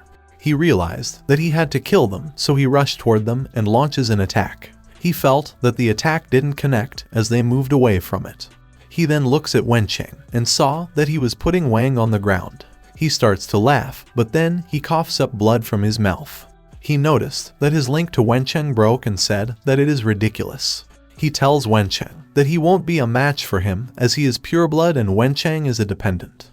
He attacks Wencheng, but it doesn't affect him. The old man gets speechless. Wencheng then smiles and launches an attack that shreds his whole body. The old man falls to his knees and said, "It is really a surprise." Wencheng approached Wang, and while putting his forehead on Wang, he remembers the words that his father told him about being a human. At that time, Wang was still in the dependent space and was observing the situation from there. He was shocked to see Wencheng's power as he killed his opponent in an instant. He thought that it is because of Yu's power and looks at her. Wencheng then starts ripping his body using his claws. Wang wondered what he was doing, to which Yu replied that he is trying to suicide. She said that he doesn't want to live anymore. Wang understood that Wencheng's greatest instinct is now to suicide. He tells him to stop and shouted, as long as he stays alive, he will still have chances. He then summons Wencheng into his space. After that, he grabs him and tells him to stop. Yu was amazed by how Wang was able to summon Wencheng into the dependent space. Wang tells him to calm down and listen to him. Wencheng then stands up and bows before him. Yu explained now that he came in contact with him, so no matter what he orders, Wencheng will follow it through. Wang looks at him and realized that he became a dependent. He doesn't want Wencheng to behave like that, so he asked Yu if there is a solution. He tells her to let him become like himself, just like how he became her dependent. He asked if Wencheng can't gain his mind back, just like he did. Yu laughed inside as she found that side of Wang cute. She said it is possible through marking. And when Wang realized what marking is, he tried to run away. He held onto the refrigerator while Yu pulls him so he can't run away. But because of the force, the refrigerator opens. He then saw a piece of ice inside and gets shocked. He tries to touch the ice, but the ice starts to glow. The ice then gets sucked into Wencheng's body, and afterward, a mark appears on his forehead. Wang asked if he is fine, as he doesn't know what the mark on his forehead is for. Yu then pouts in anger, and she leaves the dependent space. Wencheng then starts to come back to his senses. After that, he cries and asked where his dad is. Wang looks at him and said he is outside. After getting out, Wencheng hugs his father and apologizes to him. Wang couldn't stand to look, as the principal was already dead. Wang thought that the principal is dead. Wencheng became a dependent, and he is no longer a human. Butler R tells him that the principal's body was collected for the cemetery. He said that normally it wouldn't be allowed, but his status as a dependent made it possible. Wang then calls Butler R and said that he knew it was a trap, but still didn't come to help. Butler R replied that Wang misunderstood and asked why is he leaving in a hurry. Suddenly, Butler R starts to feel pain. He knew that it was the arrow of punishment delivered by Lang Yu. He wondered if it was a punishment for going against her will. He thought, why was Yu punishing him for a trivial matter? He was thinking that Wang was just a powerless and weak human and wondered why was she biased toward him. At the same time, Yu was saying that this time it's just a minor punishment and nobody can make her master mad. At the funeral parlor, Wang was calling for Wencheng. He then noticed the remains of the principal in Wencheng's hand. Wencheng said that he didn't want to bury his father alongside monsters, so he is taking him back. Wang agrees with him and tells him to go. After that, they arrive at the academy. They enter the room, and Wencheng tells him to take a seat. He then asked if he would like black tea and said his father loved black tea the most. He said his father used to collect the tea leaves from the mountains as he loved them. He added that he didn't like tea much and asked what should he do with it now. Suddenly, his hands started shaking and he broke into tears and repeated the same words. Wang also started to cry after watching him in that state. He said that it was all his fault and muttered if he had kept his power hidden, then it wouldn't have happened. He said he has become a monster, but Wencheng replied that it wasn't his fault, and he feels nothing but gratitude towards him. He thanks him for giving him power and said now he can take revenge for his dad. He then shows his power and said if Wang is a monster then what is he? He then shows him the calligraphy saying human, earth, and heavens. He also says that vampires and dependents are just different types of humans with stronger genetics. His dad told him that the only thing that differentiates humans from non-humans is humanity itself. He tells Wang that if he still has humanity, then he is still a human. He said that he thought hard about it. Previously, he had no idea what he wanted to do, but now that has changed. He then asks Wang if he will stop him from it, because after all, Wang is his master. He said that dependents always obeyed their master's wish, so he asked if Wang also wishes to kill all the vampires using their power. Wang was surprised and thought that he has changed from before. Wencheng then tells him that they should take advantage of being dependents. He said that he will be going to work hard. After that, he starts making plans and says that he will collect information about their weaknesses. Wang then realized that he hasn't changed and that he is still a classic A student. Wang then tells Wencheng to lay low for now and act when they become stronger. Wencheng said he understands what he meant. He then tells Wang to get stronger because the strength of dependence comes from their master. After that, Wencheng kept blabbering. Wang wondered if he really is going to study all night while walking outside. He knew that he needs to upgrade his ability soon, as power is everything in this world. He can feel a great power within his body, but he doesn't know how to activate it. The ice cube in the refrigerator still remains a mystery for him. He had so many questions, but in order to live in that world, he needed power. He then remembers Lang Yu's words and understood what she meant. He was in the abnormal world of vampires, and no matter how hard he tries to avoid them, he can't escape them. His only choice is to get stronger, and no matter the cost, he has to become more powerful. It is the only way to protect their families and achieve freedom. He then calls Wencheng and tells him to send a copy of what information he gathers. The long night ended, and the next day everyone was shocked by the news and blamed the whole destruction on Caillou. At the castle, the king received a letter to impeach Earl Caillou for treason.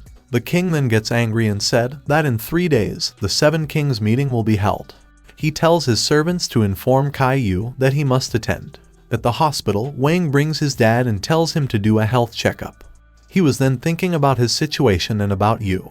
She turned him into a dependent, but she didn't control him, so it made Wang feel strange. He wants to depart for the capital tomorrow because he has to take care of his dad for now. While he was in the middle of thinking, he noticed a girl and gets surprised.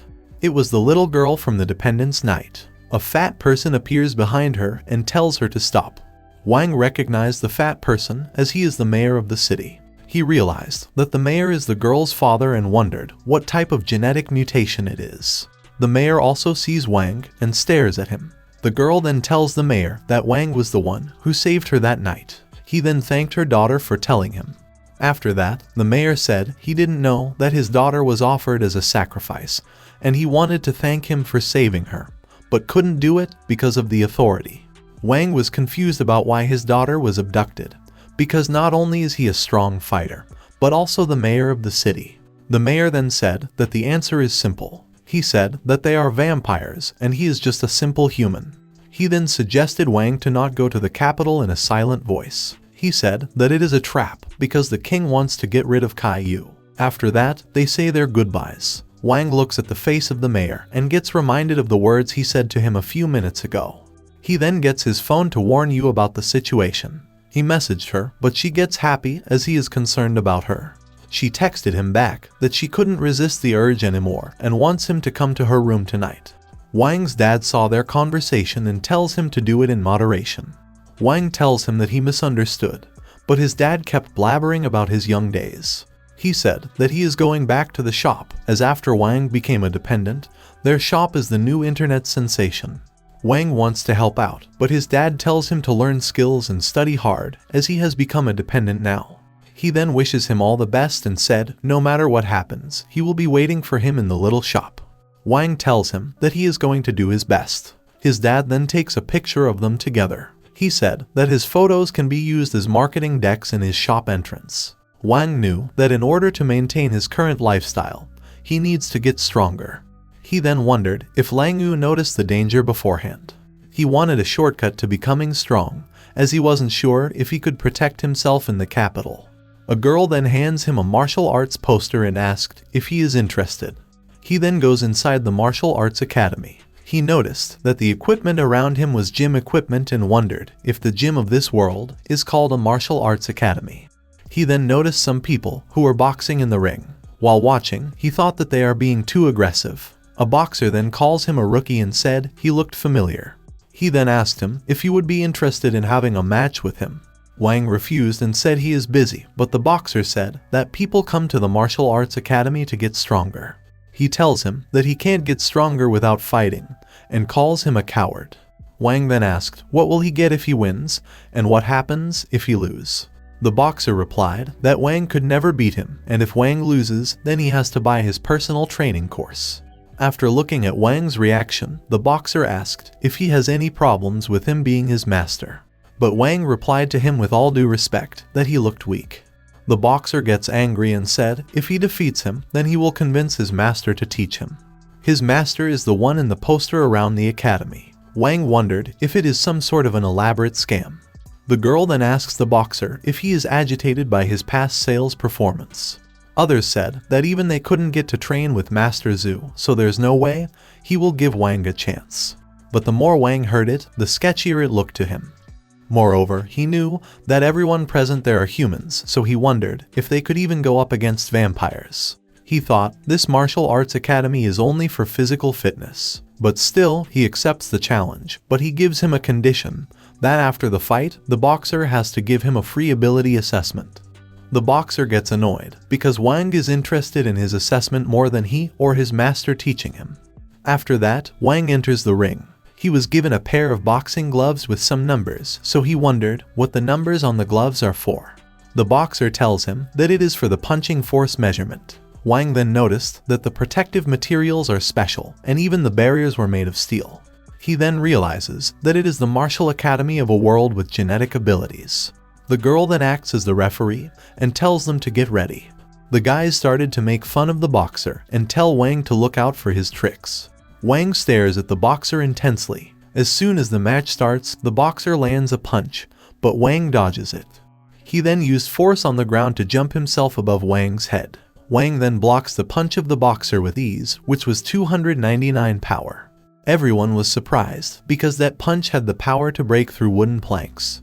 The boxer then angrily charges at Wang, and everyone starts to cheer for him. Suddenly his master came and tells the boxer to use his special ability.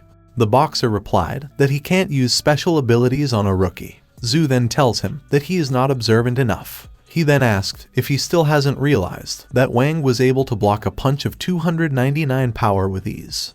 The boxer then used his power punch on Wang, which was of 388 power.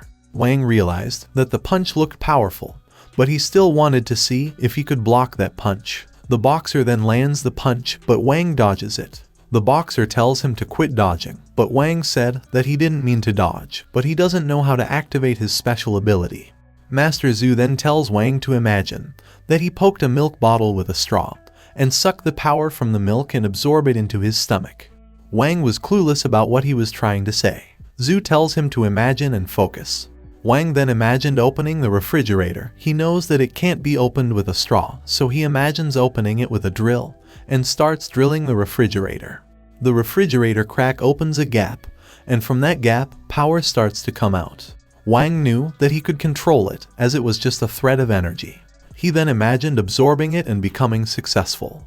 It was the first time he used a real energy transfer, so he wondered if that is what he is supposed to do to use his special ability. Others were surprised, as he was able to use his ability after trying it once.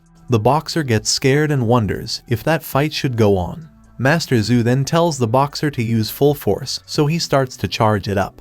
He then launches his attack, but Wang blocks it easily. The boxer was surprised that Wang blocked his attack without using any tricks.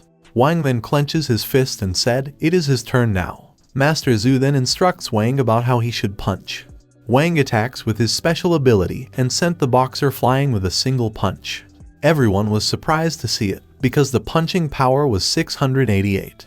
Everyone then starts to cheer for him, saying that they never saw something like that. Wang then looks at the person who was instructing him and asked if he is Master Zhu. After the fight, the boxer asked Wang if he now understand just how awesome his master is. Master Zhu said that Wang learned faster compared to his weak student. He noticed that Wang had an abundance of special abilities in his body, but Wang had no idea how to use them. Wang tells him that he would like to learn under him. Master Zhu replied that he was planning on retiring due to old age, but since he sees great potential in him, he can't help but want to teach him. He also added that he won't be holding back in making him strong enough to be the pillar of humanity. The girl then brings a registration form and tells Wang to sign it. He then writes his name, and when he asked about the payment method, everyone noticed his name and stares at him intensely. Master Zhu said that he takes back what he said and tells him to forget about it. The girl shows him the door and kindly tells him to get out, but Wang asks why. The girl tells him that it is because he is the dependent of Yu, who sparked rumors around recently. Wang gets angry and asked why couldn't a dependent get a master. The girl replied that their academy won't be able to accommodate a mighty person like him, and the master also added that he is a normal human and is not worthy of teaching a vampire. Wang gets surprised to hear this. Wang was going back home, saying that he could have had a capable master, but he was cast out because of his identity. It was pissing him off. Still, it was strange for him that the moment they found out about his identity, they talked with him respectfully, but remained hostile. He then starts to wonder why were they being hostile toward him. After that, two shadow figures appeared above Wang's head and then landed on the ground before him. Wang gets surprised, and afterward, one of them launches a kick toward him. The kick missed, and the other person pins Wang on the wall. He asked if he is the winner of Yu's dependent selection, then he should know a woman carrying a gun during the exam. He asked what happened to her and tells him to answer it. Wang then calls the person by Coach Wu and said that his power isn't at 388, because the power he was using to choke him is at least 600. He then opens his mask and said he is right about him, but it doesn't matter who he is, as he just need to answer his question. Wu grips his neck tightly and said, let's find out how much power his neck could handle. But suddenly, Wang grabbed his hand and knocks him down. The other member attacked from behind, but got easily defeated by Wang. Wu shouted at Wang for hitting his friend, but then Wang kicked him and pins him on the ground. Wang said, after extracting the energy of the special ability, we inject it into our body's point of force, and asked Master Zhu if he is right. Master Zhu was standing above a building and watched him beating his students. Master Zhu scolds Wu for not listening to him and makes a move on his own. Wu apologized to Master Zhu and talked about the girl who went to the dependence exam. But Zhu shouted, saying she died for humanity in battle, that's an honor. Wang smiled and agreed with Master Zhu, but Wu tells him to shut up, as it's none of his business, and called him vampire's lackey. Wang replied, he is not the vampire's lackey, because if he were, then Wu would have already dead. Wang revealed that even after becoming a dependent, he still retained his sense of self, and tells them to verify it themselves. Master Zhu replied, humans who are mutated by vampires would lose all of their humanity, and testing it is a simple matter. Master Zhu then called for Xiao, and she came out of hiding. She had a gun in her hand, that's called the Morg's pulsation treatment gun. She points the gun toward Wang and said it can trigger the deepest primitive desires of the person who gets shot. She added, there were dependents who wanted to infiltrate the internal departments, yet they revealed their own true character in the ugliest way after being shot and asked if he still wanna have a try. Even after hearing that, Wang said okay to it, which shocked all of them. He then went close to Xiao, point the gun at his head, and tells her to shoot. Confused, Xiao asked if he doesn't understand what she just said, but Wang still tells her to do it. He said if his deeper self is infiltrated with something that isn't him, and one day he can turn into a vampire, then it would be best for him to die now.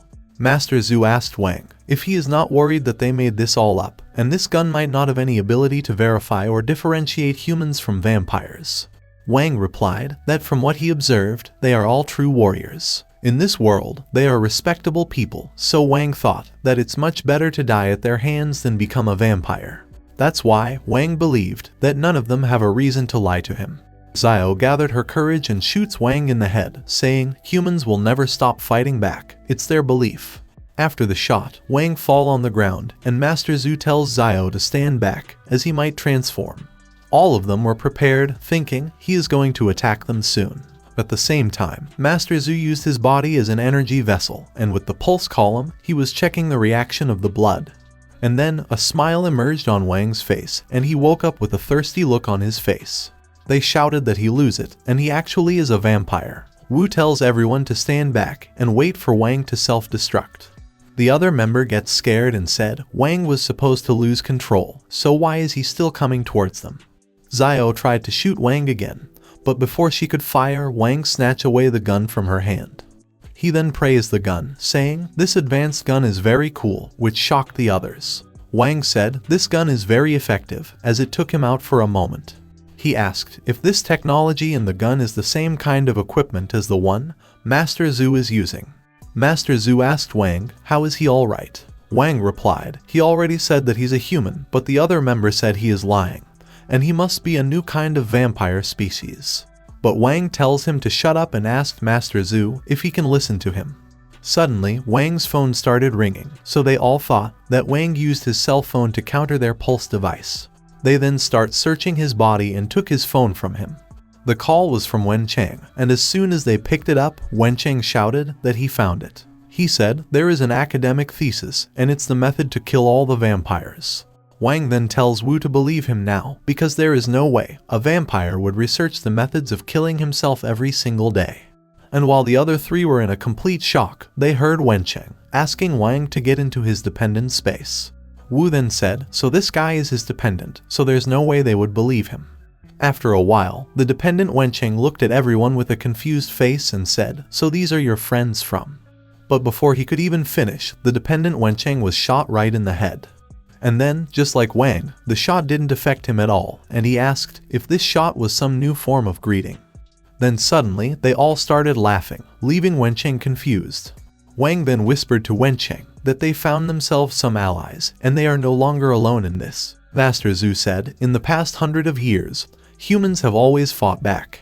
Vampires could only pretend to care about humans, while controlling humans through every aspect of their lives. Through education, the internet, and culture, humans are conditioned to glorify vampires. Humans were never destroyed by vampires, but by their own greed, and now it is getting more and more challenging for them. But he still believes that humanity will win. Master Zhu then said he will teach them about their special ability, but because of their identity, he can't fully trust them. But still, Wang and Wen Cheng accepted to train under him. Wen Cheng then tells Master Zhu that he found a thesis that discusses the vampire's core and the methods of killing vampires, and Master Zhu replied that it's all true. He said that only vampires with rank Earl and above have the vampire's core. It's almost like an inherited status. To kill a normal vampire, a normal dependent only has to violently slaughter that vampire. But for vampires who rank Earl and above, they will only be reborn if you kill them without destroying their vampire's core. Master Zhu added that they can barely fight lower-ranked vampires, so they could never beat the higher ranks. But luckily, there aren't too many of them, otherwise humans would have no hope left. He tells Wang that they have been looking for an opportunity to assassinate his Master Yu's father, and they heard that he is going to the capital. He then gave a box to Wang and said he need to deliver it to his friend there, and he can't open it. Wang accepted, so Zhu tells them to follow him so he can teach them about their special abilities. They both gets happy after hearing that and excitedly followed him. 3 days later, they both crawl out of a room, saying they survived it. They were crying tears of joy as they can finally see the sun. The others were smiling, thinking now they know what it's like to have Master Zhu teach them himself. Master Zhu said he can only teach them this much for now, and they will have to train hard and learn intensively by themselves in the future. He thought they both have physical form of vampires, yet somehow they have maintained their humanity, so he wondered if they are humankind's hope. Soon, it was the time to depart for the capital. Yu tells Wang to enjoy the trip, as this is the first time they are going out, but Wang replied he cannot enjoy knowing that it's a dangerous banquet they are going to. Wang thought something doesn't feel right, but still, he need to find ways to deliver that thing to that person. Suddenly, he gets startled as Yu gets close and hugged him. She asked him if he knows why they are going to the capital in the car fleet instead of on a private airplane. She explained that the car shock absorbers are pretty good and asked him if he want to check out just how good they are. And as Yu tried to get intimate, Wang unintentionally released his aura, which converts Yu into a small girl. Shocked, Wang asked what happened to her, but she just cried and said she needs him to comfort her. She said unless he gives her a kiss and starts forcing him into doing it. She was laughing inside, thinking when she transforms, her master couldn't fight back at all. She realized that just now Wang's order made her go back into her original shocked state, so it means that master has become stronger. Meanwhile, the others noticed the car rocking hard and cursed Wang, saying that dependent is so lucky. At the same time, Kai-Yu sips his tea and thought it's good to be young. Suddenly, a bat came flying into his car and said he has prepared the ship, and when they reach Haju, they should escape under the cover of night and go to Sakura Nation. Kai-Yu smiled and taunts the bat, saying so little elk actually care about him. But the bat tells him to shut up and explained that his nation no longer has a place for him, and Chang Xin is no longer the same person he was, he is a king now. But Kai-Yu ignored his words and played some music. The bat shouted that he is walking on a path straight to destruction and tells him to escape. But Kai-Yu replied that he is going to shake things up, and little elk wouldn't understand this. He tells the bat that the longevity of vampires has always brought killing and bloodshed, and it seems like everyone has forgotten the nature of life. After a while, Yu informed Wang that they have arrived at the Bailuo capital. She said that it is the largest metropolis in Hua Nation, and it's the most influential and most majestic city of all the 7 kingdoms. She then points at the palace, saying the banquet will be held there, and as they were going inside, Wang noticed a commotion and asked Yu about it. The servants of the princess of Sakura Nation were arguing with the guards as they wants her to disembark her carriage to enter the city. The guard explained that in the Hua Nation, everyone below the king must enter the palace on foot. This is to show respect for the king. But the girls said that in the Sakura Nation, women never have their feet touching the ground before marriage, because their bodies are to stay pure and unsullied by any dirt. Even the reporters knew about the Sakura Nation tradition, and they thought that the king wishes to intimate the Sakura Nation. The guards still refused and said, while the Sakura Nation has its own strict customs, but their nation's rules are not to be treated lightly either. The others then noticed some cars entering the palace, which has Earl Kai-Yu's family crest, so a soldier asked how is he allowed to enter by car.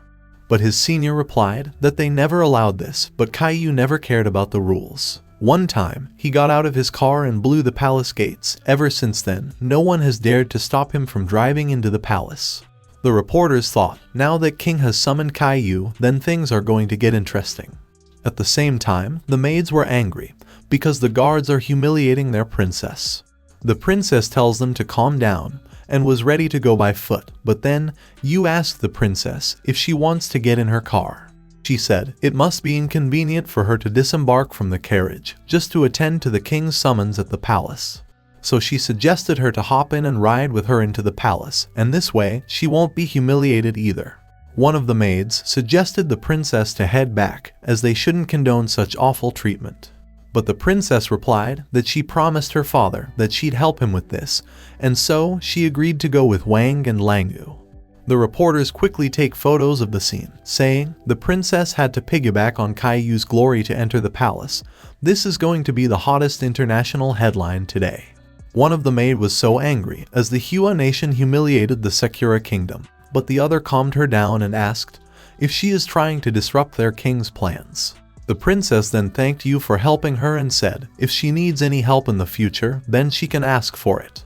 The princess then stared at Wang, so Yu asked if they two met each other before. The princess denied it and asked if Wang is her dependent, because he seems rather weak and vulnerable. She said that in the Sakura Nation, those lower than 20 ranks are usually only allowed to work with commoners, and her words were like the arrows of insults to Wang.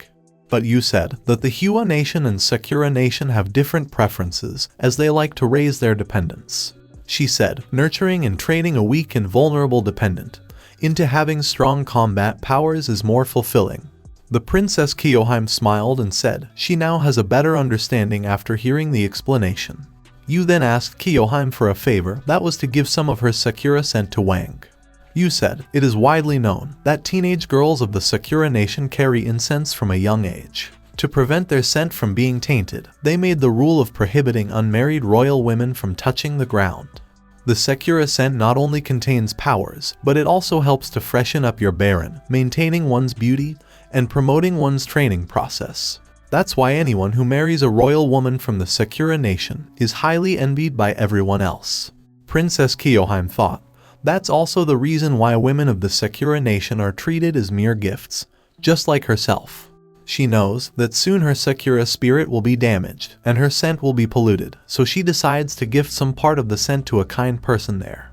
She said okay and give some of her scent to Wang. He thought, it's intoxicating, and it's 10 times more fragrant than before. She then give the scent into Wang's hand, and he feel like the princess seems to have a sense of sadness inside her. They then reached the castle, and Princess Kyoheim went inside.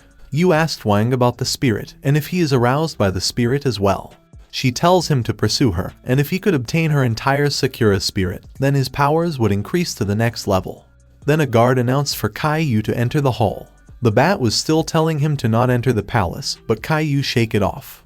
And as Kai-Yu was going inside, he thought, being in the Hua nation is the peak of his pride.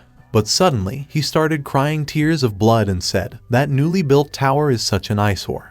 Kai-Yu opened the door and found King sitting in the center of the hall. He bowed in front of the king and greeted him.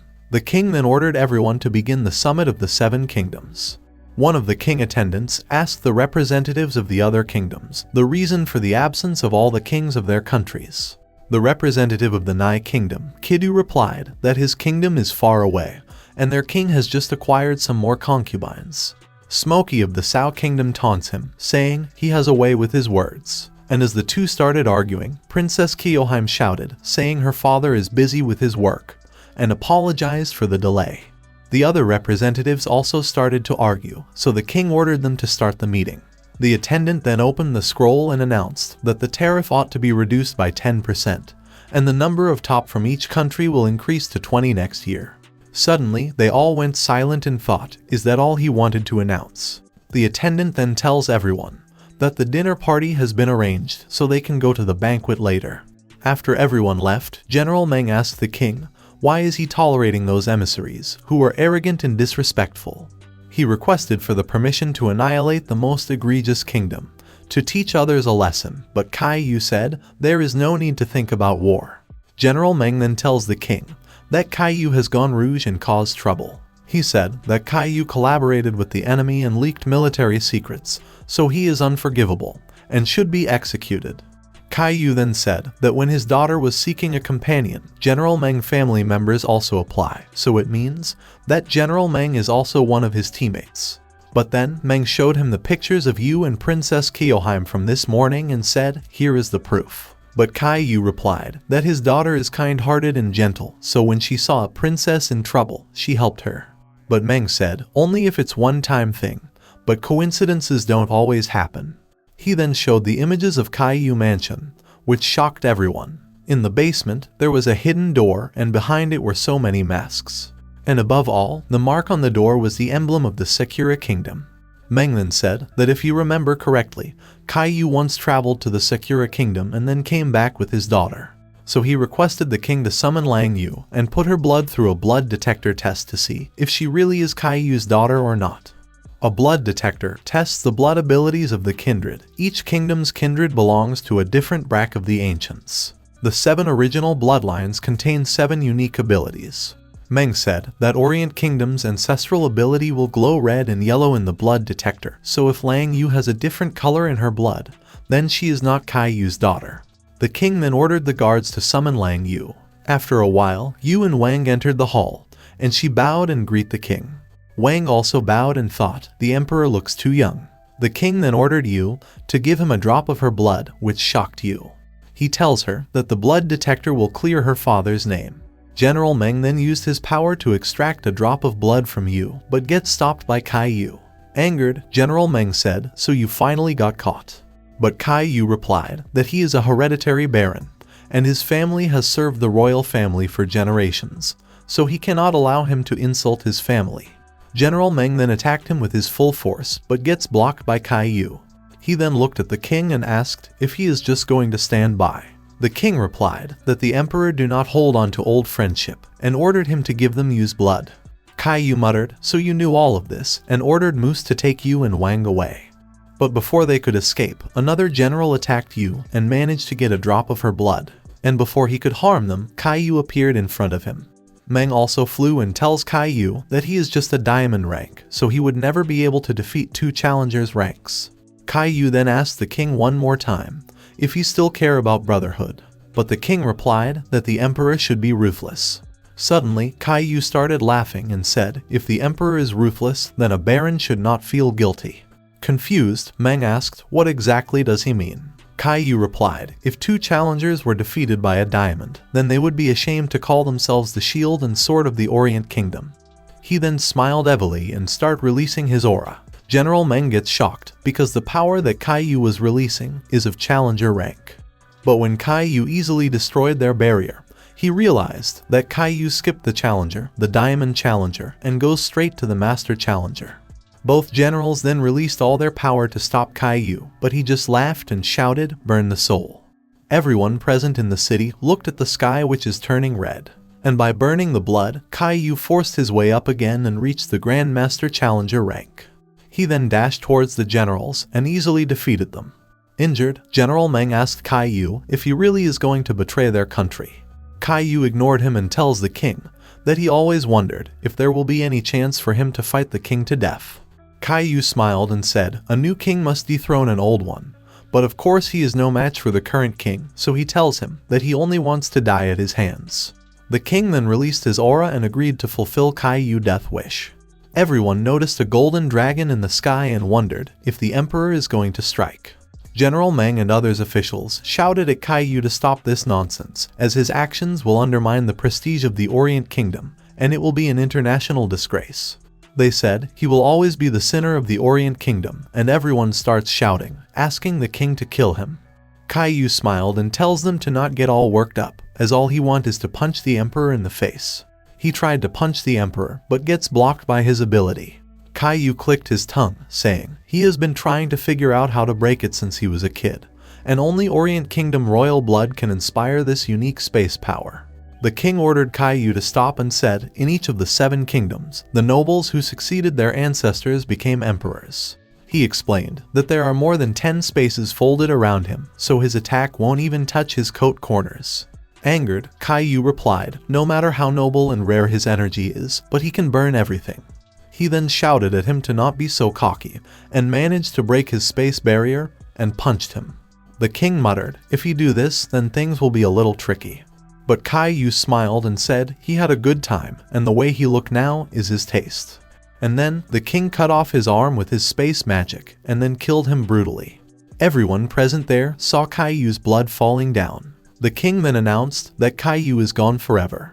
He then ordered his men to look into all kindred tied to Kai Yu in the Orient Kingdom, and hunt Lang Yu dead or alive.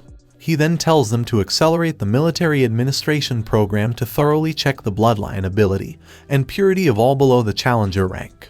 At the same time, the representatives of all other kingdoms smiled and realized that the current Orient Kingdom is not the strong old Orient Kingdom. Kai Yu's death was a trigger for reacting to the world's collapse, and the peace is now over. After a while, the guards informed Princess Kyoheim that the dinner is cancelled and they are there to search their room. Angered, the maid said that they has nothing to do with their royal scandal, just because Kai Yu's daughter has their princess in her car. But the guards said that envoys from the other countries took advantage of the chaos and left, but not Princess Kyoheim, so there must be a reason for that. Kyoheim then remembered her father's words, who ordered her to find a way to stay and become the emperor's woman. He told her that this is the most important part of the war that is about to break out, and if she can't do it, then she could never return to Sakura Kingdom. Kyoheim was thinking of a solution to the situation when she suddenly felt her Sakura scent from nearby. She then remembered giving some to Wang and wondered if it is him and Lang Yu. She realized that they both are hiding nearby, and if she reports them, then she can meet the emperor. One soldier then informed his senior that he found nothing inside the room, so they should move on to the next place. And before leaving, they tell Princess Kyoheim that the king ordered them to leave the Orient Kingdom before sunset tomorrow. After a while, Kyoheim went for a bath and ordered her maids to go outside, as she just wanted to be alone today. She then jumped into the pool, and deep inside it, she found a strange shell that was releasing her Sakura scent. And as soon as she went close to the shell, something grabbed her and sucked her inside. And to Princess Kyoheim's surprise, it was Yu and Wang. Kyoheim then asked Yu why was she releasing the Sakura scent, because she could have turned them in. But Yu smiled and said a kind-hearted princess like her can never report her lifesaver. She also added that the reason why they were hiding so close to her was, if necessary, they could use her as a hostage and escape from the Orient Kingdom. Yu tells Kyoheim to help them once into getting them out of the Orient Kingdom, and if she agrees, then she will owe her one. She then smiled and said, but in any case she refuses, then her companion Wang will do some nasty things to her, and her precious Sakura spirit will be taken away. Kyoheim looked at her with teary eyes and said that Yu should be ashamed to bully her, and called them the bad guys. But Yu replied, the more she cries, the more excited she will get. At the same time, Wang was thinking about the situation they are in. He realized, now that Kaiyu is dead and the emperor is angry, then his father and Wencheng could also be arrested. But he thought that the royal family may not want to hunt them, but still, there will always be people who want to hit them.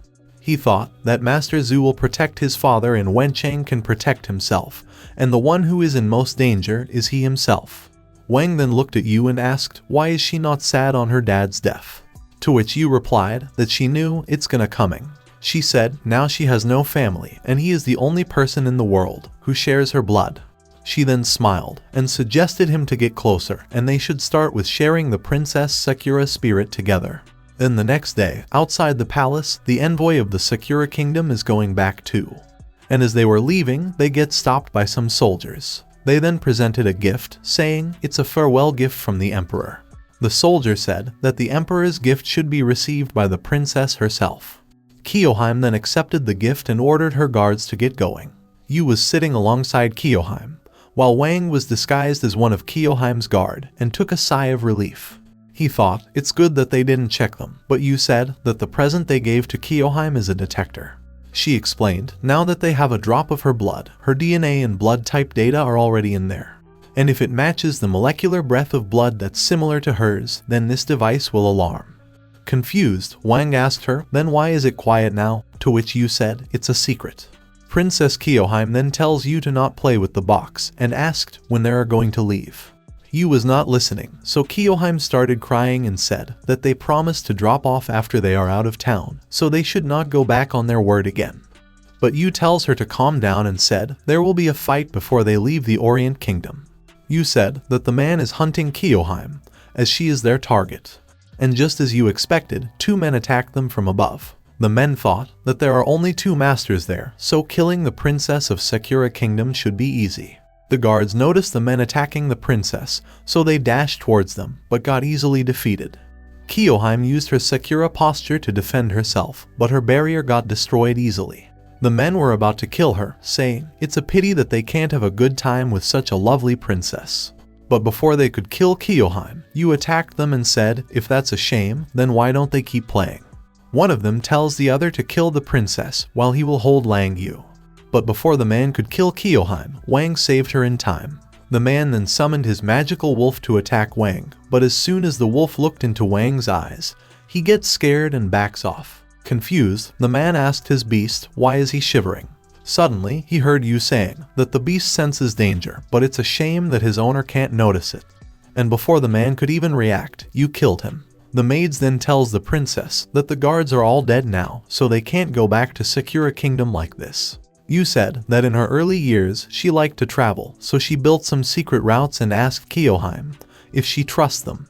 The maids suggested Princess Kyoheim to notify the Orient Kingdom Emperor and exchange them for escorting them out. Yu smiled and asked Kyoheim again, will she trust them or the Orient Kingdom's protection? Kyoheim said she doesn't trust them, but since they saved her life, she requested them to escort her to leave. Yu replied that it will take a lot of work to escort her, so they won't do it for free. Angered, the maids shouted that you are the one who got the princess hunted in the first place, so she should not ask for any payment. Yu then tells the maids to leave and said she will only protect the princess as she is the only one who can pay the full price, although she hasn't decided what that will be.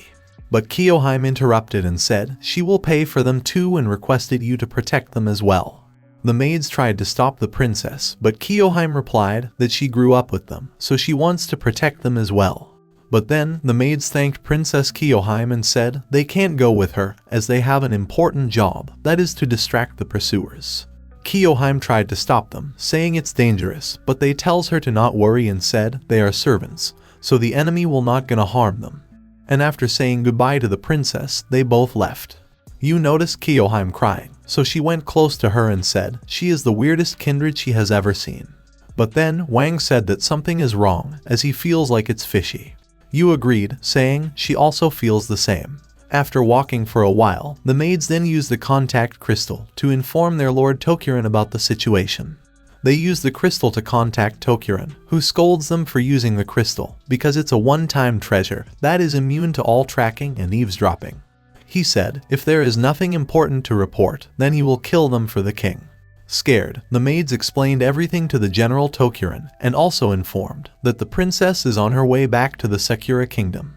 Tokuren said Princess Kyoheim should not be returned to Sakura Kingdom, as the original plan was for Kyoheim to marry the emperor. He then ordered the maids to do whatever it takes to attract the assassins so they can kill the princess. He added that only after the princess' death can the king's plan be carried out, and then the Sakura Kingdom will rise. After talking with their lord, the maids decide to use the flare so the assassins can see them. They will go back to the princess, and if she's not dead, then they decide to give her the last hit. But before they could use the flare, Yu destroyed it and asked if they are setting off fireworks. The maids get scared after seeing Langwu and the princess. Kyoheim was crying and said she believed in them, so how could they do that to her? The maids replied that they are only loyal to Lord Tokuren and the king of Sakura Kingdom, and asked the princess to die for the sake of their nation. But Wang shouted that the princess has human rights too and tells them to kill themselves first. Only then the princess will kill herself, it's all for their nation. To which they said, what if the princess doesn't keep her promise after they die, and they are not fools to be tricked like that? Angered, Wang asked if they take her for a fool, because why would she risk her life for a future that others want? He added that if the prosperity of a country depends on a woman sacrificing her life, then such a country should perish. After a while, some eagles were searching for something. They then noticed a maid with Princess Kyoheim and said, find her. The eagles then transformed into their humanoid form and attacked them. After the dust gets cleared, they checked the dead bodies of the maid and the princess. One of them asked his leader if it was really the princess because it was so easy to kill her. The leader replied they were tired from rounds of hunting, and that made it easy for them. He then takes out his phone and take a picture of the dead body to post on the internet. After some distance from the dead bodies, the real princess was hidden with Yu and Wang.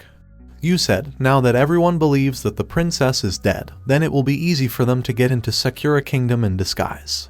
She said that the mask for the maid was her father's most treasured possession. It melts on the skin and cannot be detected. She said it was a precious treasure, so now the princess will have to double the pay. Yu tells Kyoheim to not be sad, as the death of two traitors were worth something, but Wang tells her to stop shit-talking like that. Yu then said that soft-hearted people should get some rest, and she is going for a walk before disappearing. After she left, Wang tells Kyoheim to not take her words seriously. He then apologized to her for behaving rudely before and thanked her for the Sakura scent. He then tells her that he is going to have some rest and quickly ran from there. He then took a sigh of relief and instantly fall asleep. Kyoheim looked at Wang, thinking, even though he is weak, but he makes her feel safe. And as a thanks, she gave some of her Sakura spirit to him, and then, suddenly, all her nervousness seemed to ease. After sleeping for a while, Wang wakes up and finds his bones ringing. For some reason, his muscles seemed to be stronger than before. He was feeling hungry, and then Yu brings some food and said, it's time for breakfast.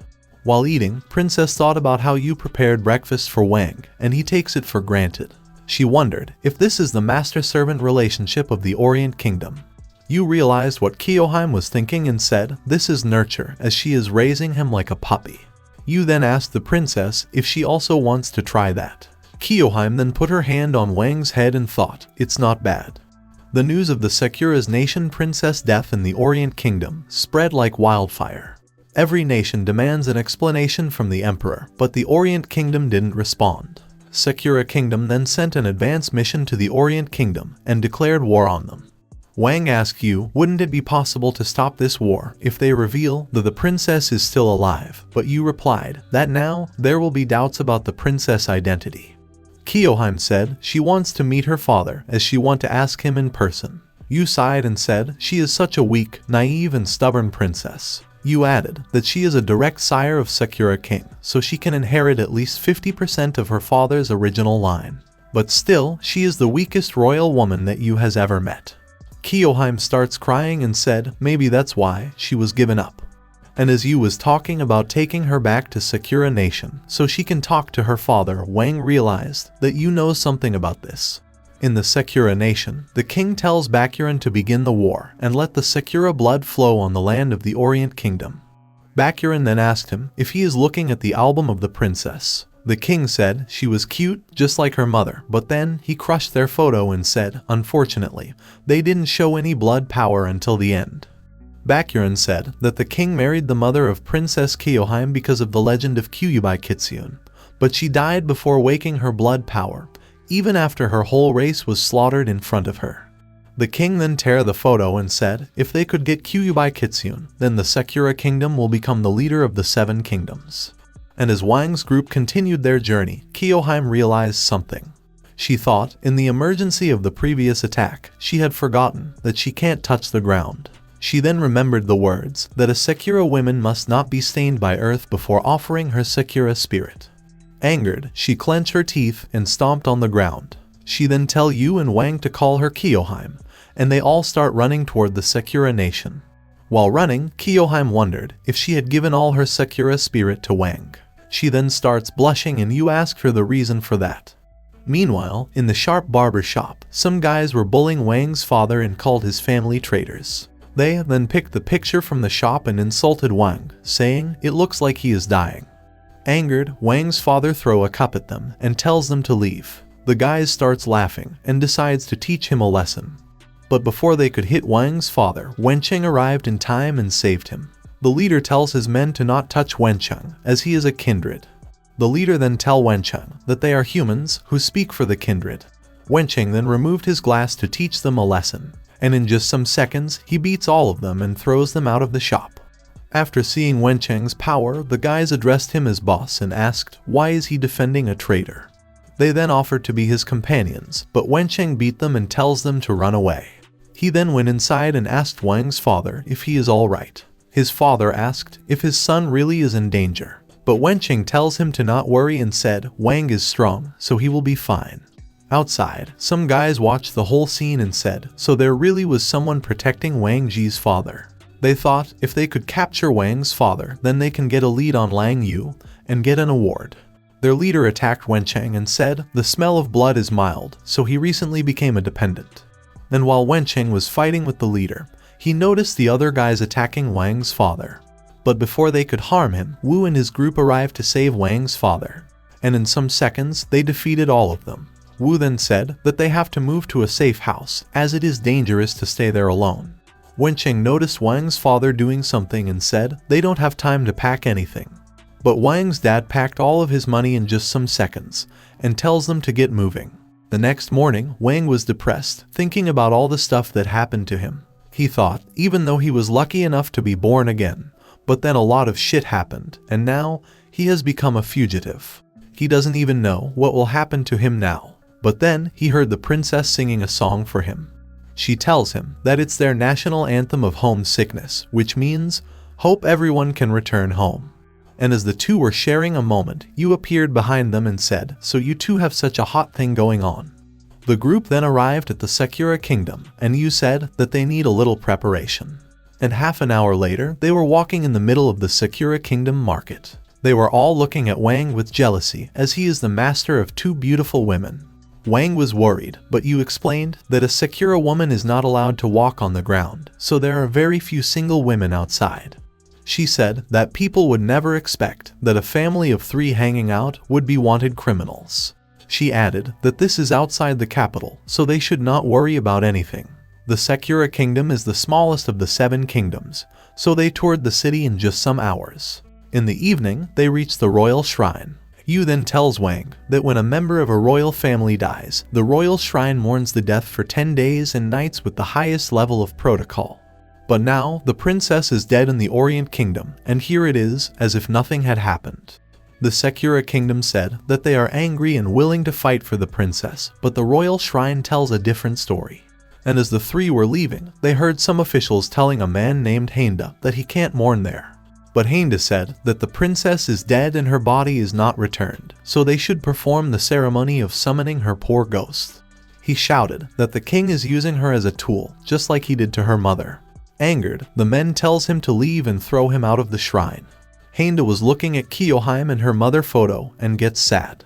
Kiyohime tried to help him, saying, "That's Mr. Heinda, he was her mother's retainer," but Yu tells her to calm down and follow him quietly. At night, Heinda was inside his house, saying, "He has failed Miss Matsuko."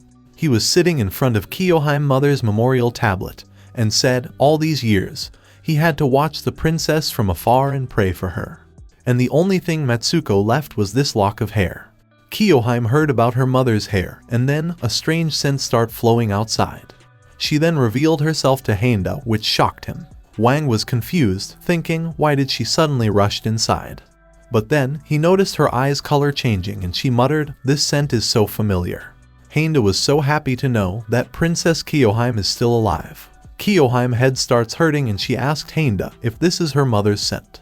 But then, he realized something and rushed to stop the smell. But before he could put out the fire, Yu stopped him from doing so. Heinda tells her to not stop him and wait outside with the princess until the smell clears. But Yu asked if he really can hide it after all this. Kiyohime starts crying in pain as she was having a terrible headache. Heinda realized that he can't stop it now, so he cast a barrier to hide Kiyohime's aura.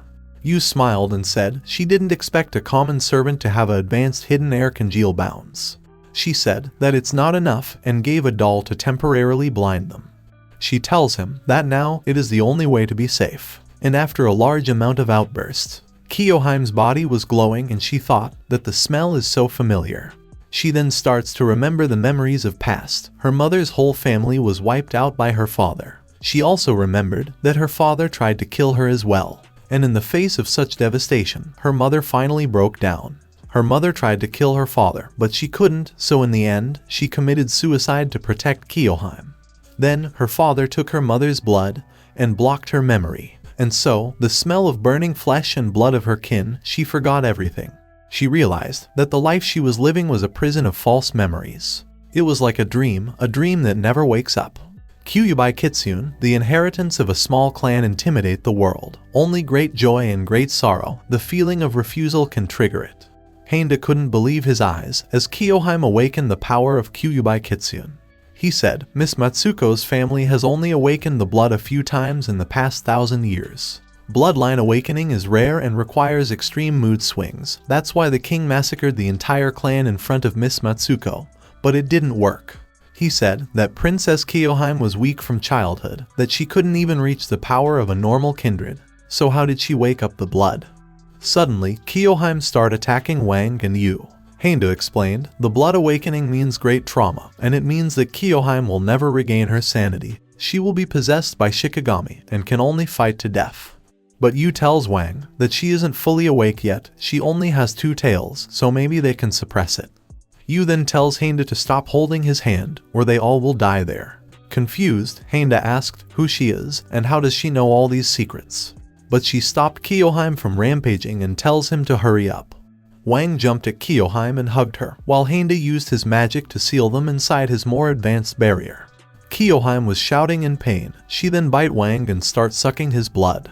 And then, her rampaging stopped and she fainted. Wang took a sigh of relief, saying it's over, but Yu said, this is just the beginning. She takes out the doll and said, although she blocked the perception of the outside world with the boundary, but things have gone beyond her expectation. Heinda also said that his barrier won't last long. and the awakening will be noticed soon as it's too powerful to hide. Yu then tells Heinda that at this point she has no choice but to sacrifice him. That shocked Heinda. Outside, Tokuren and his men reached Heinda's house. One of Tokuren's men informed him that this house belongs to Heinda, who was a retainer of Miss Matsuko. Tokuren said he is just a pawn. He only survived because he was seriously ill, and the king suspected that he had information about the bloodline, so he allowed him to have occasional contact with the princess. He looked at the barrier and said, "It looks like he is hiding something after all." Heinda then destroyed his house and came out. Tokuren said he always suspected him, but all these years he pretended to be a demented old man and bored the people watching him. To which Heinda replied that his people were not capable of spying on him. Tokuren asked him the reason for doing all this, and Heinda replied that the princess is dead, so the royal shrine and the whole world must mourn for her.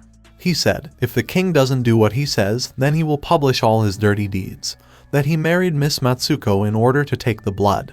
Heinda attacked Tokuren, but he easily blocked his attack and stabbed him. He then ordered his men to bring Heinda to the castle, as Kakashi is rare, so he can die later. Besides, he might have more information. Before leaving, he smiled and muttered, "All this madness over a useless princess."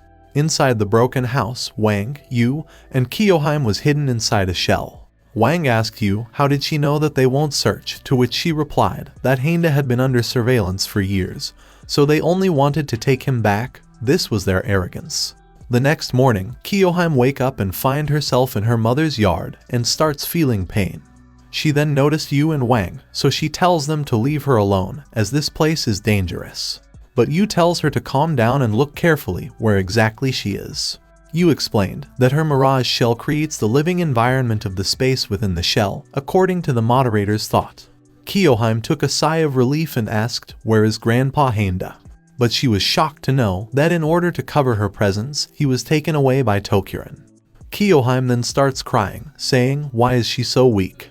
But suddenly, a thought crossed Wang's mind and he asked Yu if she could hold the mirage shell's interior. Then why hadn't she decorated it before, and why she sleep on the floor every day? But Yu said if her imagination gets materialized, then they will be banned, which scared Wang a little. Kyoheim said she knows that she is weak, but she needs to do something. Wang went close to her to calm her down, but she hugged him while crying. Yu said that weakness is a sin, and this is the law of nature. Angered, Wang shouted, "Shouldn't the strong protect the weak? Even a child knows it." He said, "Only if they get stronger." Suddenly, at that moment, Kyoheim felt the power. There was a lot of power coming out of her. She felt intense pain, and her tails come out again. But Yu said it's not enough, as with just 2 tails, she can't even get through Tokuren's gate. She said if Kyoheim can't control the beast, then she will never master the power, and every time she activates her blood, it will only wear out her body until she dies. Even in pain, Kyoheim shouted, even if she dies, she wants power to live her life. Yu then tells Wang to stop looking and do his job. She said that the mirage shell will break sooner or later, so he has to use his refrigerator to soak up as much of her raging energy as possible. Wang then remembers his training with Master Zhu and tried to do what you just said.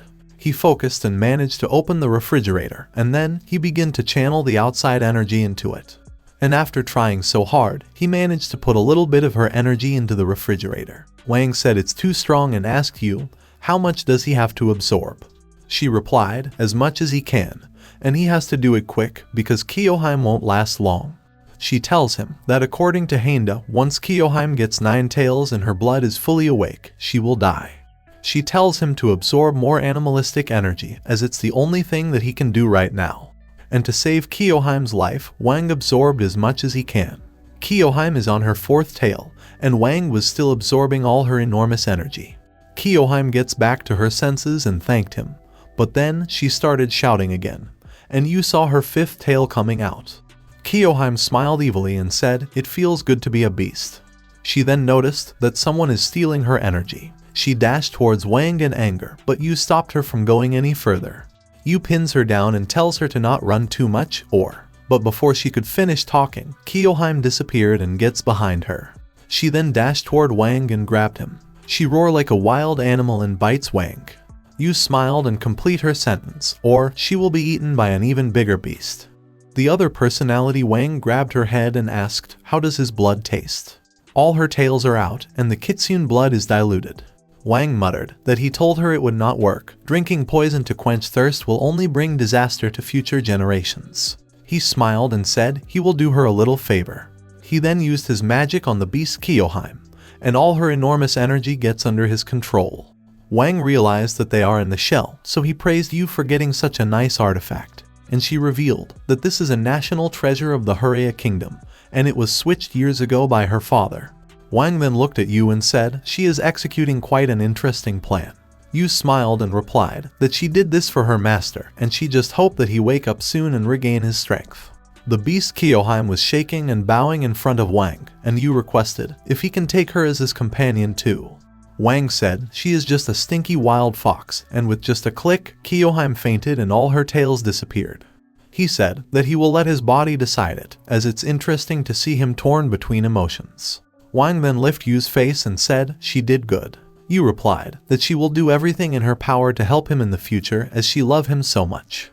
5 hours before the Sakura Kingdom advance mission reaches the border in the Mike Kingdom FBI headquarters, they located their satellites to track Sakura's kingdom's advance mission movements and controlled all public opinion platforms, which will lay a good foundation for them to take over the Orient Kingdom in a democratic manner. At the same time, in the Sao Kingdom, their secret forces has been lurking along the border, so when the war starts, they can take advantage of chaos to assassinate Orient officials and frame the Sakura.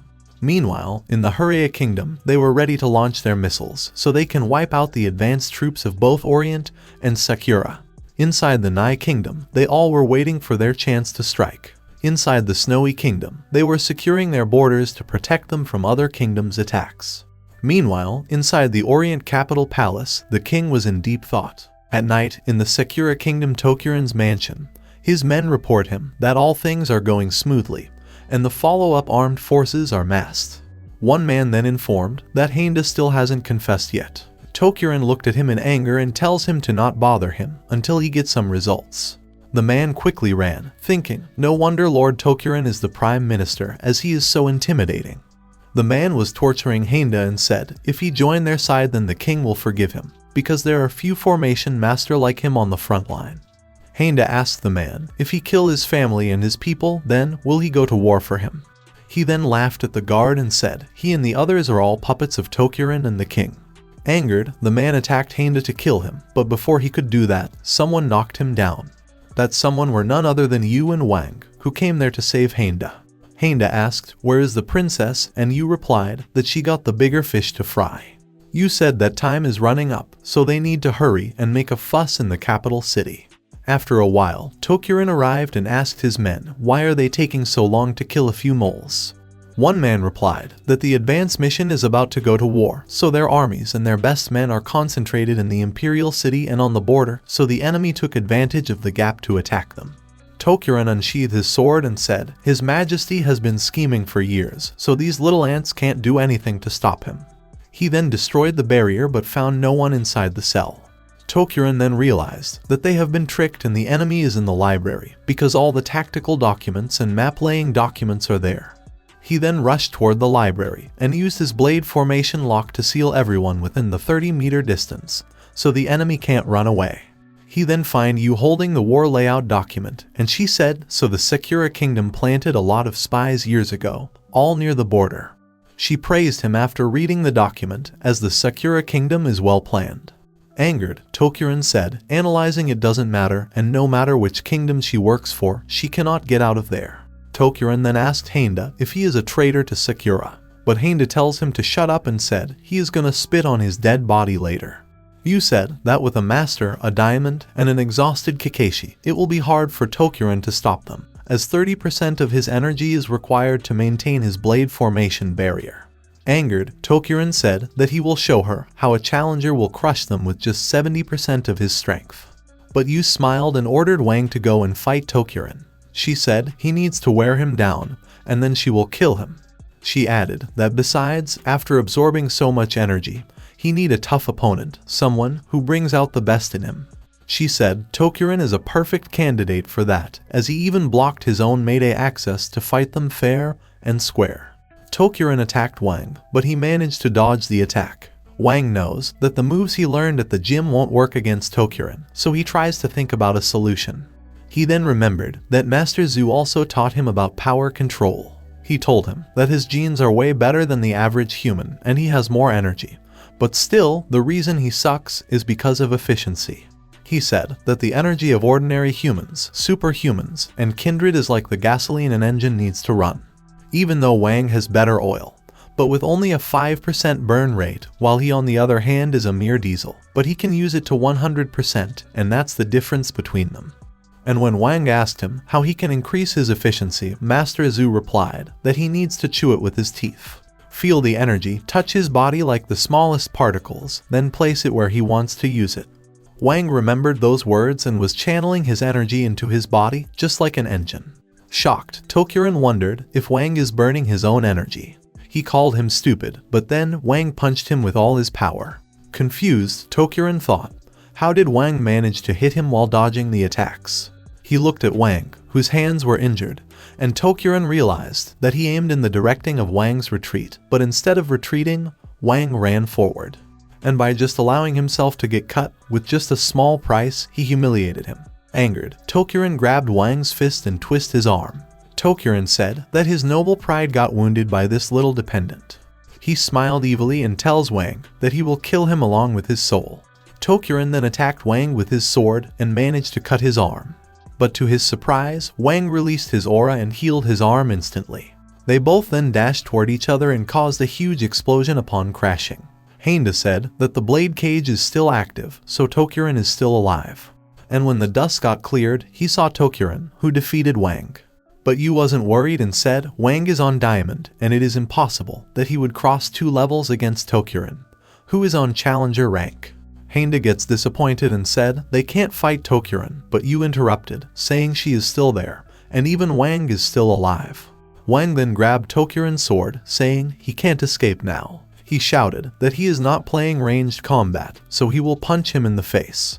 But then, instead of the face, Wang punched Tokurin's balls with full power. Tokurin screamed as he felt intense pain from Wang's punch. Wang then fainted and starts falling down. Tokurin called him a shameless scum for such a disgraceful move. Even in pain, Tokurin attacked Wang, but before he could kill him, Yu grabbed Wang and pulled him down. Handa immediately begins healing Wang, and Yu challenged Tokurin for a fight. Angered, Tokurin roared and released all his power. Handa warned Yu, saying, Tokurin is the best swordsman in the Sakura Kingdom. Even the king himself won't rush to fight him. But Yu replied, if she can't stall him, then the princess will be in trouble. Handa said, Tokurin is the master challenger, while she on the other hand is just a master, to which Yu replied, she was. Then a mark appeared on her head, and she smiled, saying she hasn't tested it yet. She thought that this blood heraldry seems to have the power of her master, and it heats as her master becomes stronger. She wanted to know how strong and powerful her master is, so she thinks that this is a good opportunity for that. A chance for her to be reckless and secretive, so she finally can see just how strong her master is. She flew into the sky, and Tokurin starts attacking her. But no matter how many times he attacks, Yu was dodging all of them. And then finally, Tokurin hit Yu and he said that it's over now. But he gets shocked after looking at Yu's face, because she just gets excited by his attack. She happily said that she is burning up, she hasn't worked out this hard in a long time, so it makes her feel so good. Angered by this, Tokurin tells her to shut up and attacked her again with his full power. The attack hit Yu, and then Tokurin noticed a large amount of energy gathered in the sky. The energy then get absorbed by Yu and her power increased several times. Tokurin gets shocked and wonders if this is the blood heraldry of the ancients. It is rumored that only the 7 originals with their full genetic chain and the royal noble kindred have blood heraldry. So Tokurin starts sweating and asked how does she have it and who the hell is she? Yu smiled and said it seems like something legendary, so she wants to see if she can kill the best swordsman of the Sakura Kingdom with this. He shockingly muttered that it's the blood heraldry of the ancients, but only 1 layer of ring. But in an instant, Yu's fighting strength doubles as she has risen to be his equal. Tokurin instantly cancels the blood cage and decides to fight seriously. Yu laughed and said even though she like a guy who talks hard, but she wondered if his sword is hard enough. She attacked Tokurin and managed to crack his sword. Tokurin realized that the blood heraldry is strong, but he is not confronted with it head-on.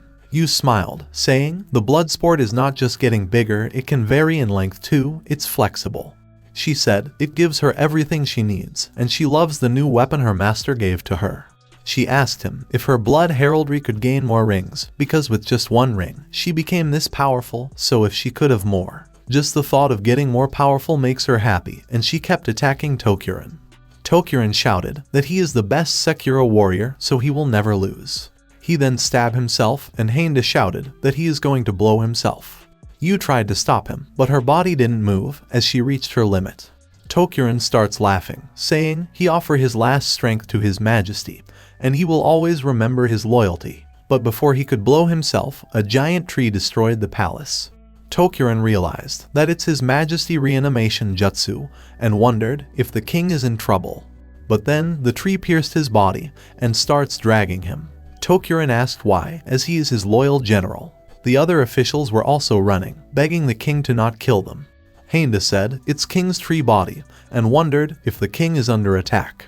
Heinda realized that the king is badly hurt, that's why he is recharging himself by sucking the strength of his kinsman.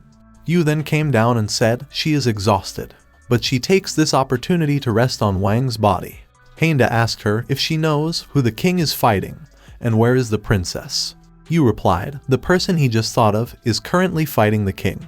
Heinda then noticed someone landing on the tree body and muttered, "Her Highness." Kyoheim looked at her father and said she is finally going to kill him. 3 hours ago, inside the Mirage shell, Yu asked Kyoheim now that she evolved 8 tails, so what she plans to do next. Kyoheim replied that she wants to confront her father and asked him to his face why. She said that he killed her mother and lied to her, so she can't forgive him, and all she has in her heart is hate for him. Yu then grabbed her face and tells her to satisfy her last wish and meet him. But she added that if it ends up killing her, then she has to let go of her past. Confused, Kyoheim asked her what she means by that, but Yu replied she will understand later. Yu said that she will keep her promise to save Heinda as long as she can hold off the king. After a while, Kyoheim reached the king's chamber. Her father was already waiting for her. He said that Sekiro was her mother's favorite, so he planted them all over the palace for her. He knows that her Kyuubi Kitsune bloodline has awakened, as he has already sensed it, as she was near the palace. He then asks her to come close to him so he can take a look at her. He hugged her and tells her to trust him with all her heart, as she did when she was little. He said that her blood awakening hasn't been complete. That's why she has kept her sanity, as once a Kyuubi Kitsune awaken, it lose its sanity and become an immortal fighting beast. He added that he has been waiting for this day since she was born, so now he can't wait any longer. He then summoned his beast and explained that the royal house of Sakura is a usurper, not a noble kindred. They have gathered only 3 of the 4 Shikigami, so he has to fix this blood defect by eating the last Kitsune Kyuubi. He attacked her, saying only after eating her, he can become a noble kindred and reach higher ranks. He tells her to die for it, as this is her destiny and glory. Kyoheim muttered the words glory, destiny, and asked him if he killed her mother and slaughtered the entire family just for that. She now understands that he raised her to eat her in the first place, and if she doesn't awaken, then she'd be a pawn to trigger the war. She called him crazy, who is obsessed with power and strength, and that he isn't worthy to be her father. Angered, she then released her power to fight back. The king laughed after watching her power and thought that by devouring her, he can replenish his blood and become strong enough to claim the highest rank. He then ordered his Shikigamis to eat her, as she is just a delicacy. While fighting, Kyoheim said that she only wanted his confession, and now they can die together. The king was watching her fighting and said this power is fascinating. But suddenly, Kyoheim attacked him from behind, shouting, "Father, die." But he looked at her and said if she forgotten what he just said, that of the 4 Shikigami, he has only 3. He said, "Big Tenji, Yamada no Warachi, and there is another Shikigami." And just as he said that, the last one came out of his back and attacked Kyoheim. Kyoheim created her clones to fight the Shikigamis, but they were too powerful for her and they easily defeated her clones. The king laughed and said now that her duplicates are all gone, what else can she do? He added, if that is all she has got, then feed her Shikigamis. Kyoheim then shouted, the power of Kitsune, release it all for her. And then, finally, the 9th tail also came out, and she evolved into her complete form. She said, Sakura King, What missing in his broken blood is a trace of humanity. The king then noticed red petal falling from the sky, but after touching them he realized that there are blood in them. And in an instant, Kiyohime defeated all the Shikagamis. The king laughed, saying, "The strongest Shikigami Kitsune, it's her daughter." She said, "He wants to eat her but he is weak, so what is he going to do now?" But he tells her to not look down on him, as he is sure that he can keep her down. Suddenly, blood starts coming from his hand, as he said that she doesn't have what he has right now. His power then increased by several times, and he explained that this is the blood heraldry of the ancients, and only the ancient royal family had inherited it. And no matter how powerful her kitsune may be, but she does not own it. He laughed and added that not even the challengers could beat the blood ring, and the one who obtains the ring of blood gains the power of dominion. He then tells her to be a good girl and blend in his blood, so that she will know what impeccable power is. The blood ring challenger is invincible, and he released all its power and transformed into a giant monster. He grabbed Kiyohime and starts absorbing her power, but then she suddenly disappeared. He heard her voice saying his powers are great, but he cannot control it. She said she just have to quietly wait for him to collapse, so if he can't find her, then he will fail utterly. Angered, the monster said he is the Sekura king, the supreme king, so how is he going to die? Back at present, the men who were captured were begging for their life. Tokuren said that he is his most devoted general, so why? But the king shouted that he needs power and swallow them all, saying it is their glory to give him their strength. Kiyohime said that he is pathetic, so he should die. She then dashed toward him and managed to hit him. Heinda said it's good, as she just hit him on the vital spot. But then, suddenly, her body get pierced by some purple glow. The king then started laughing and said he is a treant, so he doesn't have any weakness, and she is not a match for his blood heraldry. He said, even though he destroyed half the city, but these people will soon multiply like bugs. He added that eating her will help him complete his lineage fusion and reach the blood ring challenger, and that is invincible. Kiyohime was thinking that she cannot let him consume her, so she decides to self-destruct. The king tells her to stop, or his hopes of becoming a noble kindred will be gone. But then, he starts to explode from inside and the people manage to free themselves and ran from there. The king then decided to eat everybody to increase his power as much as he can. Heinda was crying, thinking that the princess is now gone. Yu muttered that she is running low on energy and wondered what she should do now. She then calls for her master, saying it's all up to him. Inside the inner space of Wang, something starts to form, and then the princess finds herself there. She realized that Wang revived her with the Sakura spirit that she gave her, and she in his inner space. She then noticed a palace there and wondered, what is it doing there? Inside the palace, Wang's other personality was sitting on the throne. Kiyohime realized that this is not the dependent Wang, as his aura and energy is too strong. She knew that this person is a kindred, stronger than herself. And suddenly, her kitsune gets out of control and starts growling. Kiyohime tried to warn Wang, but in an instant, Wang appeared in front of her and the kitsune disappeared. Kiyohime gets scared after realizing that even kitsune destructive power fled to save herself from this monster. She scaredly tells him to stay away and not get close to her. But Wang said that her spirit will not last much longer and people out there are suffering for her, so is she really want to die? Kiyohime replied that in the end, there was nothing that she could do. Wang then smiled and said he need to borrow her strength for himself, so he wants to make a deal with her. Kiyohime was shivering in fear, and Wang offered her to become his dependent. She thought that if she become his dependent, then she can live, and the innocent and Grandpa Heinda won't die. She knows that this is the only thing that she could do, so she bowed in front of Wang, and accepted to become his dependent. Wang then puts his finger on her, and the same mark appeared on her head as well. Outside, Heinda was ready to die, thinking he soon will join her highness. But before the king could kill Heinda, Kiyohime appeared in front of them. The king said it's overwhelming, and he couldn't believe that she is still alive.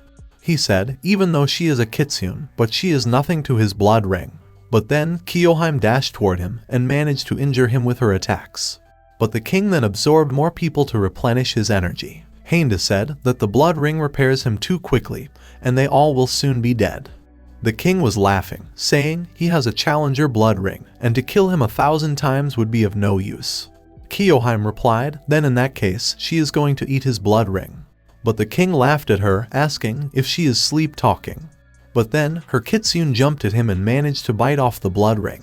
But he still was confident, saying the challenger blood ring will only select the most noble, so she is not enough.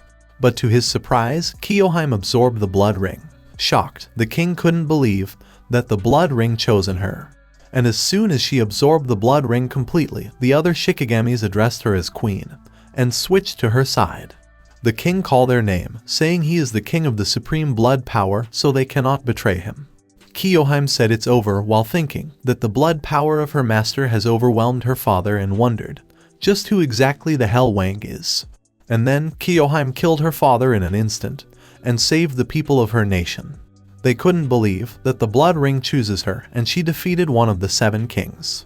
They all then start to celebrate as their power is now returning to them. Everyone present there then starts cheering for Kyoheim and addressed her as their queen. Heinda looked in the sky, saying, the Kitsune bloodline merges with the royal blood ring, bringing together all 4 Shikigami, so Miss Matsuko, you can rest in peace. Kyoheim then came down and announced that Tokuren, the leader of the vanguard, is dead. So she ordered a man named Hojo to withdraw from the attack on the Orient. He quickly opened the crystal connection and informed the troops leader Ozawa that the queen commands his troops to return at once. Confused, Ozawa asked, from when does they have a queen, as they only take orders from the king? Hojo tells him that the king is dead, so the queen is on the throne, and all that belonged to the king was inherited by the queen. Angered, Ozawa couldn't believe that the king has passed away, but still he said he and his soldiers will die with him. He then angrily destroyed the crystal connection. Kyoheim then ordered Hojo to send envoys to present credentials to the Orientals, and to declare a truce while she will stop the riot at the border. At the same time, inside the Wang's companion space, he finds himself on top of Kyoheim and wondered, where is he? He was completely naked on top of her, and Kyoheim said the companion ceremony is now complete. At the Oriental border, Sakura soldiers were angry to know that their king is dead, and in their anger, they charged at the Orient Kingdom. They all combined their strength and launched Tragic Blade toward the Orient troops. General Meng used his barrier to block the Tragic Blade.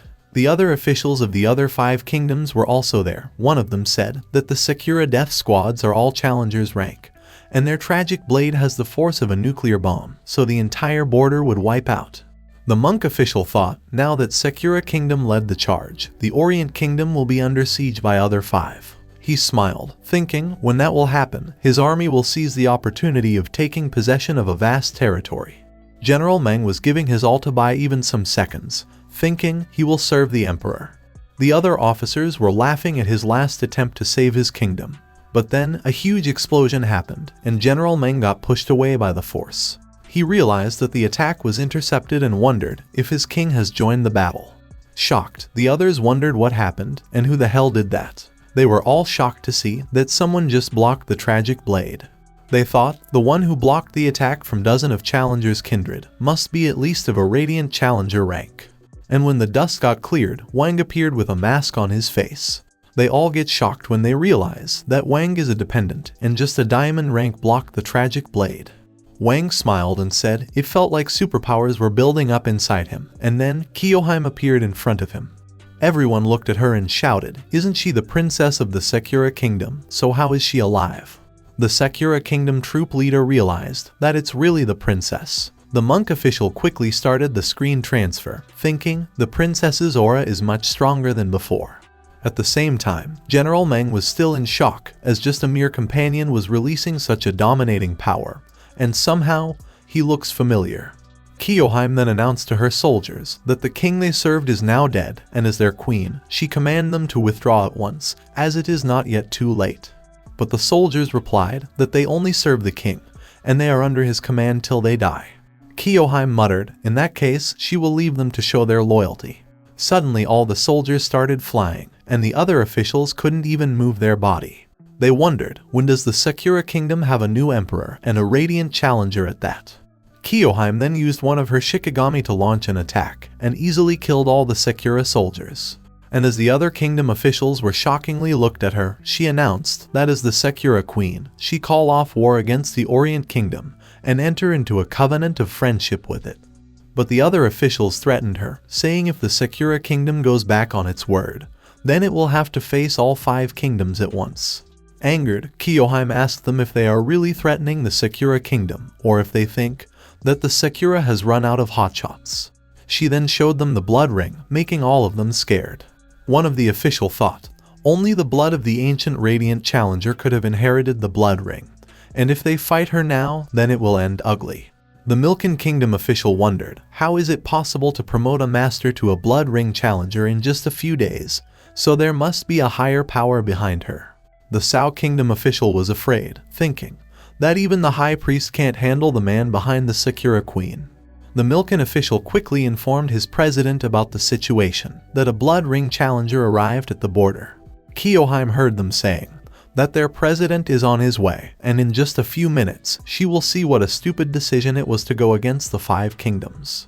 Sao official also added that even her high priest is on her way, and there is no way she can handle the 2 veteran blood ring challengers. The Nai Kingdom official ordered his troops to retreat before they get caught in the battle of blood ring challengers. But before anyone could leave, they heard Kyoheim saying she hasn't allowed them to go home yet, and then she captured them in the space lockdown. Angered, the monk asked Kyoheim if she really going to take on all 5 of them.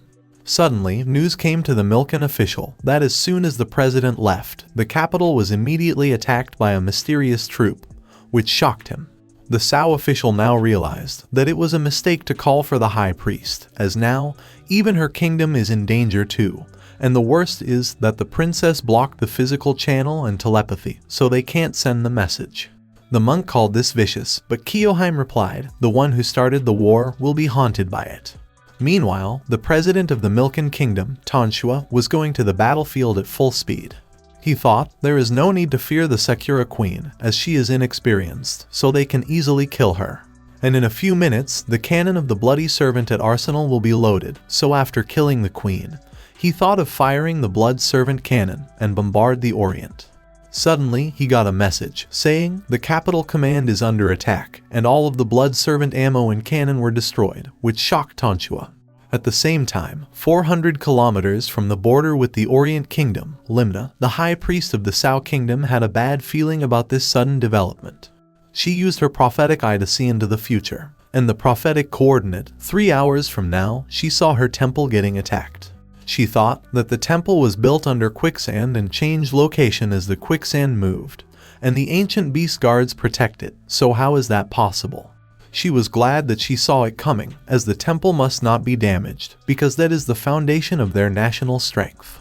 She quickly contacts her men and instructs them to transfer immediately. But then, suddenly a huge explosion occurred in her kingdom. She gets shocked to see that, as it's 3 hours earlier, so she wondered if it's done by the space manipulators of the Orient. Suddenly, Tanshua appeared behind her and revealed that even his capital got attacked after he left. He angrily said that it's too late to go back now, so they should fight together to take revenge, and she agreed. At the Orient border, the officials asked Kyoheim if she can afford the war against the 5 kingdoms. To which she replied, not one of them is leaving until this is resolved. Suddenly, she heard someone from behind, calling her arrogant. That someone was Tanshua, who arrived with Limna, the high priest of Sao Kingdom. Limna saw that Kyoheim's breath is dim, her blood power is unstable, and she looks so weak. The monk laughed, saying, the blood ring challenger of Milken Kingdom and Sei Kingdom are here, so they would also like to fight the Orient Kingdom with 2 radiant challengers. Tanshua and Limna then released their aura and dashed toward Kyoheim, and also ordered their armies to charge and destroy the Orient Kingdom. General Meng also ordered his men to attack and said they will protect their kingdom until they die. But then a dragon appeared in the sky and they all heard someone saying, all his people are under his protection. The Orient Emperor with his complete army arrived and asked, who dares to fight the dragon? General Meng shouted, it's His Majesty, and he planned it all. The officials were shocked to see a large army in the sky and realized that it is the power of the Orient Emperor. They thinks that fortunately there is no confrontation, so there is room for maneuver. The Emperor tells Kyoheim that she did a great job and the misunderstanding between the Orient Kingdom and Sakura Kingdom is cleared up. He then added, but for the rest, who tear up the treaties of peace and invade their borders, their sin cannot be forgiven. Tanshua laughed and told the Emperor to not be so conceited. He said that Sakura Queen cannot yet control her powers, and there is no way he can fight with 2 blood ring challengers. Emperor Zin then activated his blood ring and said he would like to try it. Tanxue and Limna both get shocked to see Emperor's blood ring, as he has 2 of them. They couldn't believe that there really is someone who is a double ring challenger. The soldiers shouted that the blood ring challenger is already godlike, but the double ring challenger can crush everything, even violate the laws of the universe. Limna said even if he is a double ring challenger, but he can't attack their national temple for no reason, and she is just there for justice, not to invade the Orient Kingdom. Wang and General Meng shouted that it was she who tried to invade the Orient, and now she is making a false countercharge. Limna and Tanxue then get live on Unistream and said only the space manipulators of the Orient Kingdom can broken through time to destroy the temple, and even cause heavy damage to Milken Kingdom. Xin angrily replied that matters outside the Orient Kingdom have nothing to do with him, and if they get out of the border now, then he will spare them. And on the live stream, he showed a clip and revealed that Milken Kingdom used to spawn blood servant cannons at their secret base, and using them as weapons violates the International Peace Act, so they liquidated it. Tanxue gets angry as the secret of his kingdom is revealed to the world now. The soldiers of the Nai Kingdom shockingly asked Tanxue if what they saw in the clip is true.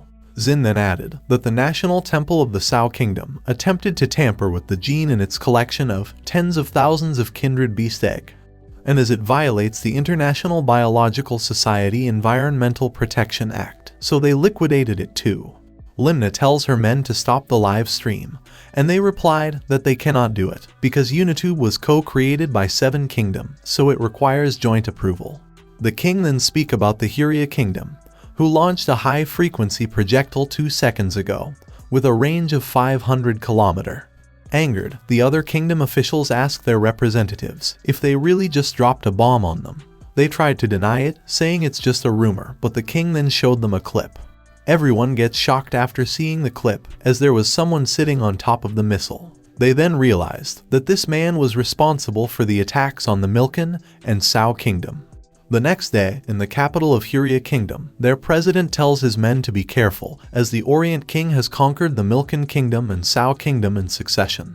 One man then angrily said that according to the videos about the Milken and Sao Kingdom, the attacker is a space-time challenger, and he is none other than Baron Kai Yu, who died fighting the Emperor. Angered, their president mayor realized that the Emperor used the Kai Yu incident to make them think that the Orient Kingdom was on the wane and take action.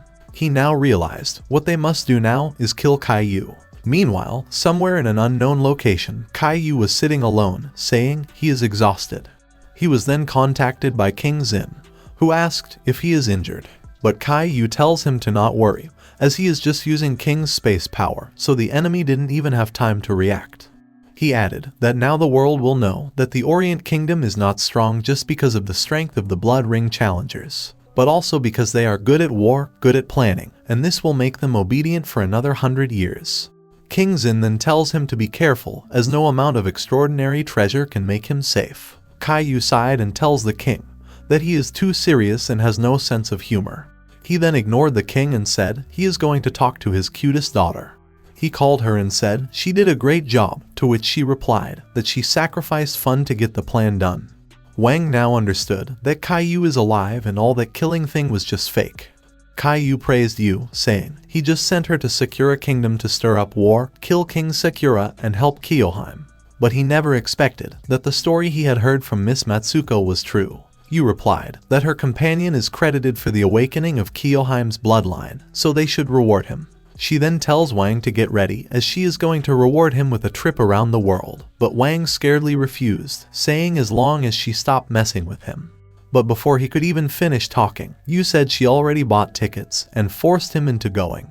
Then the next day, Wang goes to a railway station so he can catch a train for the Huria Kingdom.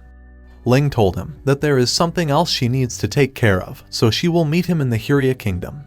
Wang clenched his fist in anger, saying he knows that her something else is bringing down the Huria Kingdom. He wonders, how did he get into such a conspiracy among nations? He gets behind the passenger's line while thinking how long he is going to be stuck with her. A girl was checking everyone's ticket before allowing them in the train, and then a pink-haired woman arrived. She was about to ask for her ticket when suddenly she noticed a badge and shockingly said, "Humanity's Elite Dedication Badge," and allowed her inside. Next was Wang's turn, who showed her the ticket and ID, thinking Ling gave him the card and the ticket, and this identity is a forgery.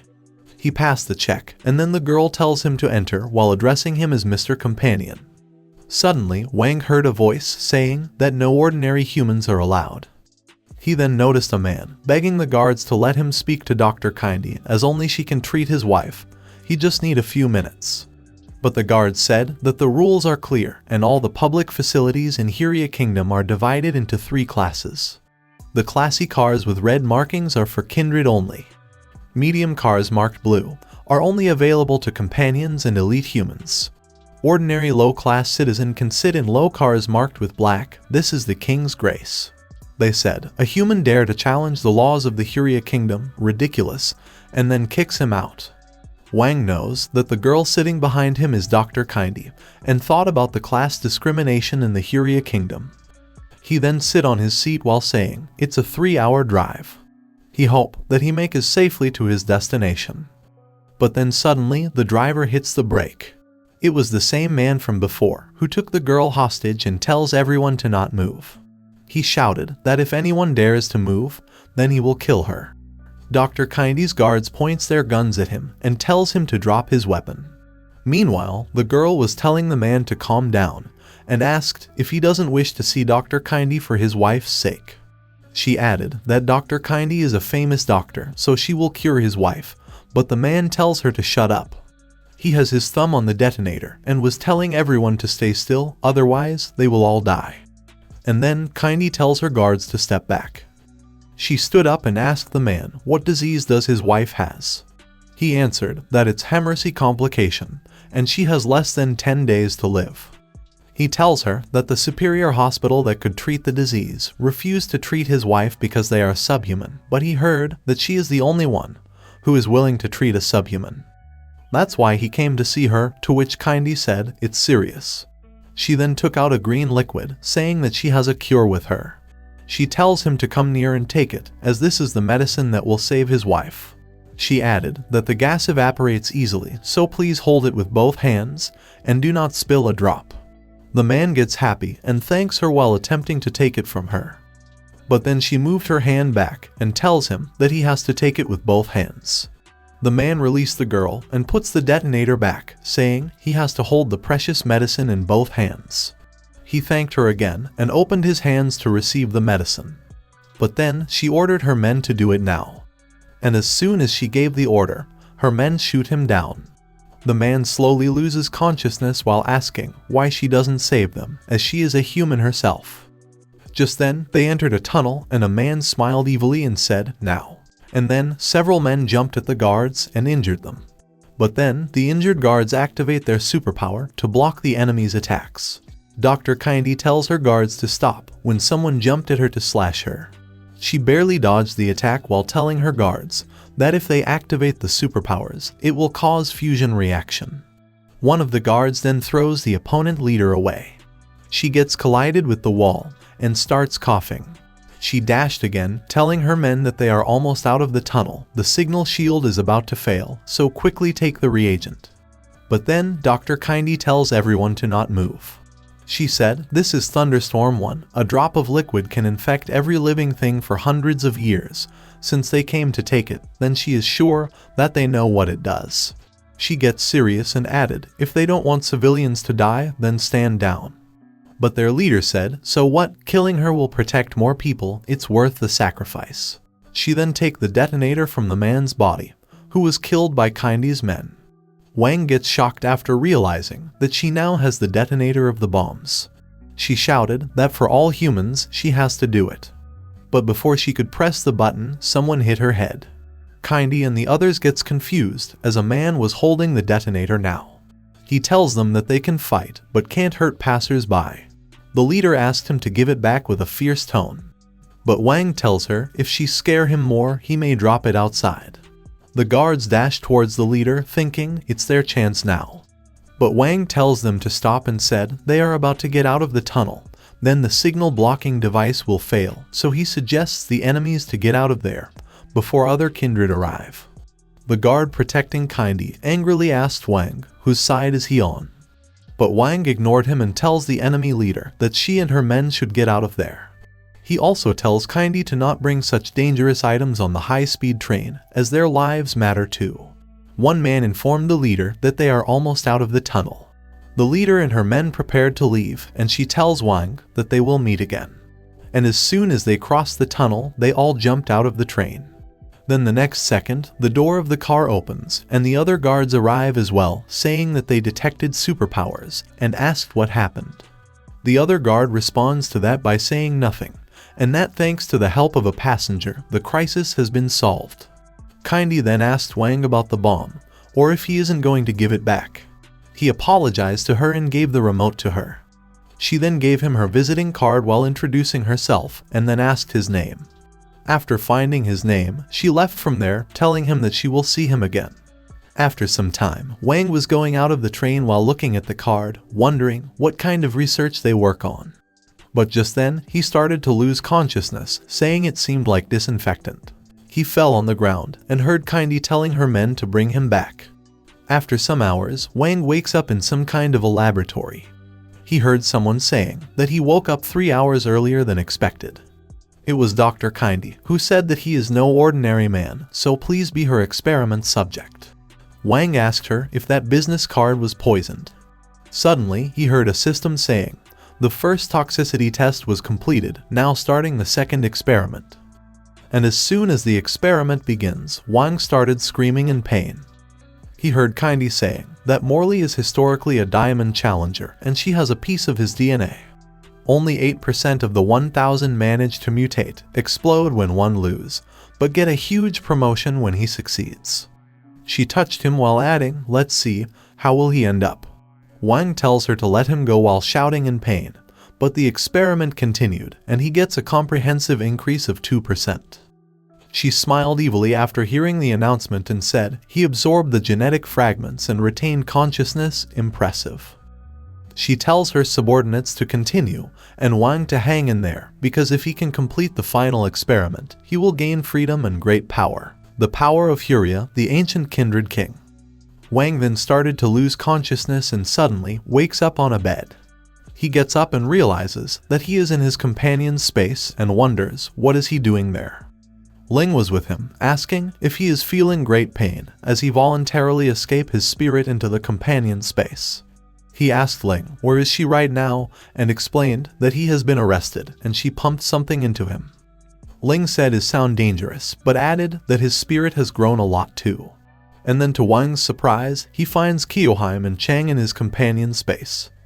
Chang introduced himself to Kyoheim, and she did the same by telling him her name and that she is from Sakura Kingdom. Ling enjoyed their cute moment and said they are so polite. Suddenly, Wang realized something and said if this is his companion's space, then why is Kyoheim there? He shockingly said to Ling, so she made Kyoheim a companion too, and he always wondered why she kept helping her. It turns out that she wanted her all along, that's why she brought her, and this is the reason why she found a way to improve her powers and make her a Sakura queen. He gets depressed, saying that so many things happened while he was in a coma and all kindreds are scary. All three of them couldn't believe that he still hasn't figured out who is scary, but they all promised their master to not expose it. Ling then went close to him and asked, how is that sneaky, it's about helping each other, and Kyoheim and Chang also agreed. After Wang explained everything, Ling said that she heard about this Dr. Kindy of Huria Kingdom before.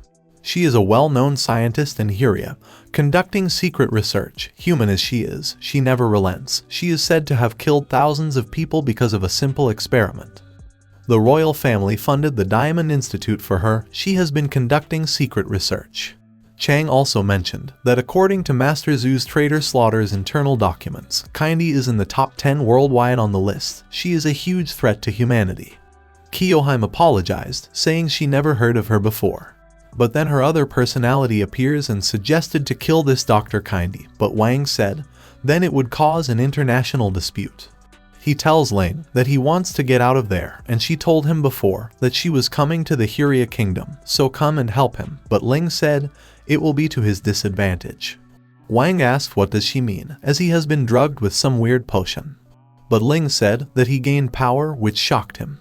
She said the fact that he has drawn all of them into his space speak to the extent that his power has grown.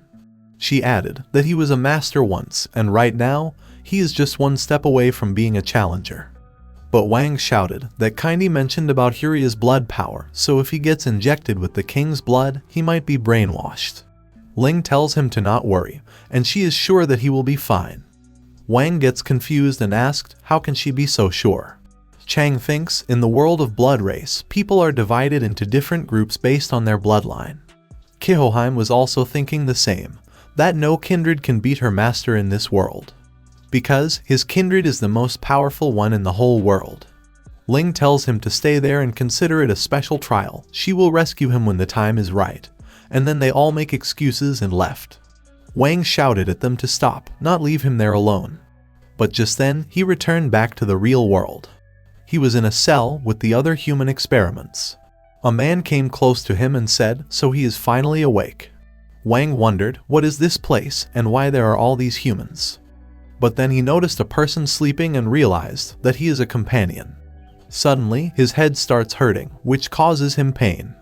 The man beside him said he is new there and explained that it's normal to feel pain at first, but he will get used to it over time.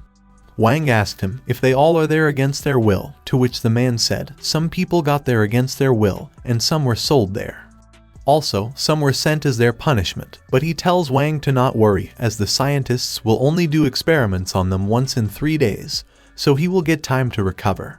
Wang asked the man how long has he been there, but then another man tells him to ask a more meaningful question. He said to Wang that his question should be, how long will he live? He explained that each one could go through 20 experiments tops. He heard that one person used to endure 60 days, therefore they have quite some time ahead of them. But then another man tells him to stop pretending, that everything will be okay as Dr. Kindy has changed her methods. She will increase the dosage and change the formula. He tells his friend to just look how painful Wang is. They didn't suffer that much when they had their first experiment. Suddenly, they heard a beep sound coming from above and noticed that their food arrived. The same man gave him his share, telling him it may look disgusting, but it's actually very nutritious. But then one of them threw the bowl, shouting that he is not going to eat, he can't live like this.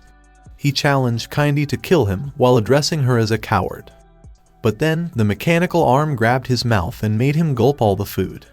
He loses consciousness, while the others tells him to not be naive, as Kindy will never let him die of an accident, unless it's for the experiments. Wang gets scared after witnessing the scene, and quietly starts eating, even though it was disgusting. Then the next day, the same man said it's strange that they took him again, because they would go through it every 3 days. Mike said he already told him that they changed their formula and experiment, so they will die in a new way. Wang knows that he can't just wait for Ling to rescue him, he must think of something to save himself, or he will die. He was just thinking of the same thing again and again, that he must escape, but wonders how.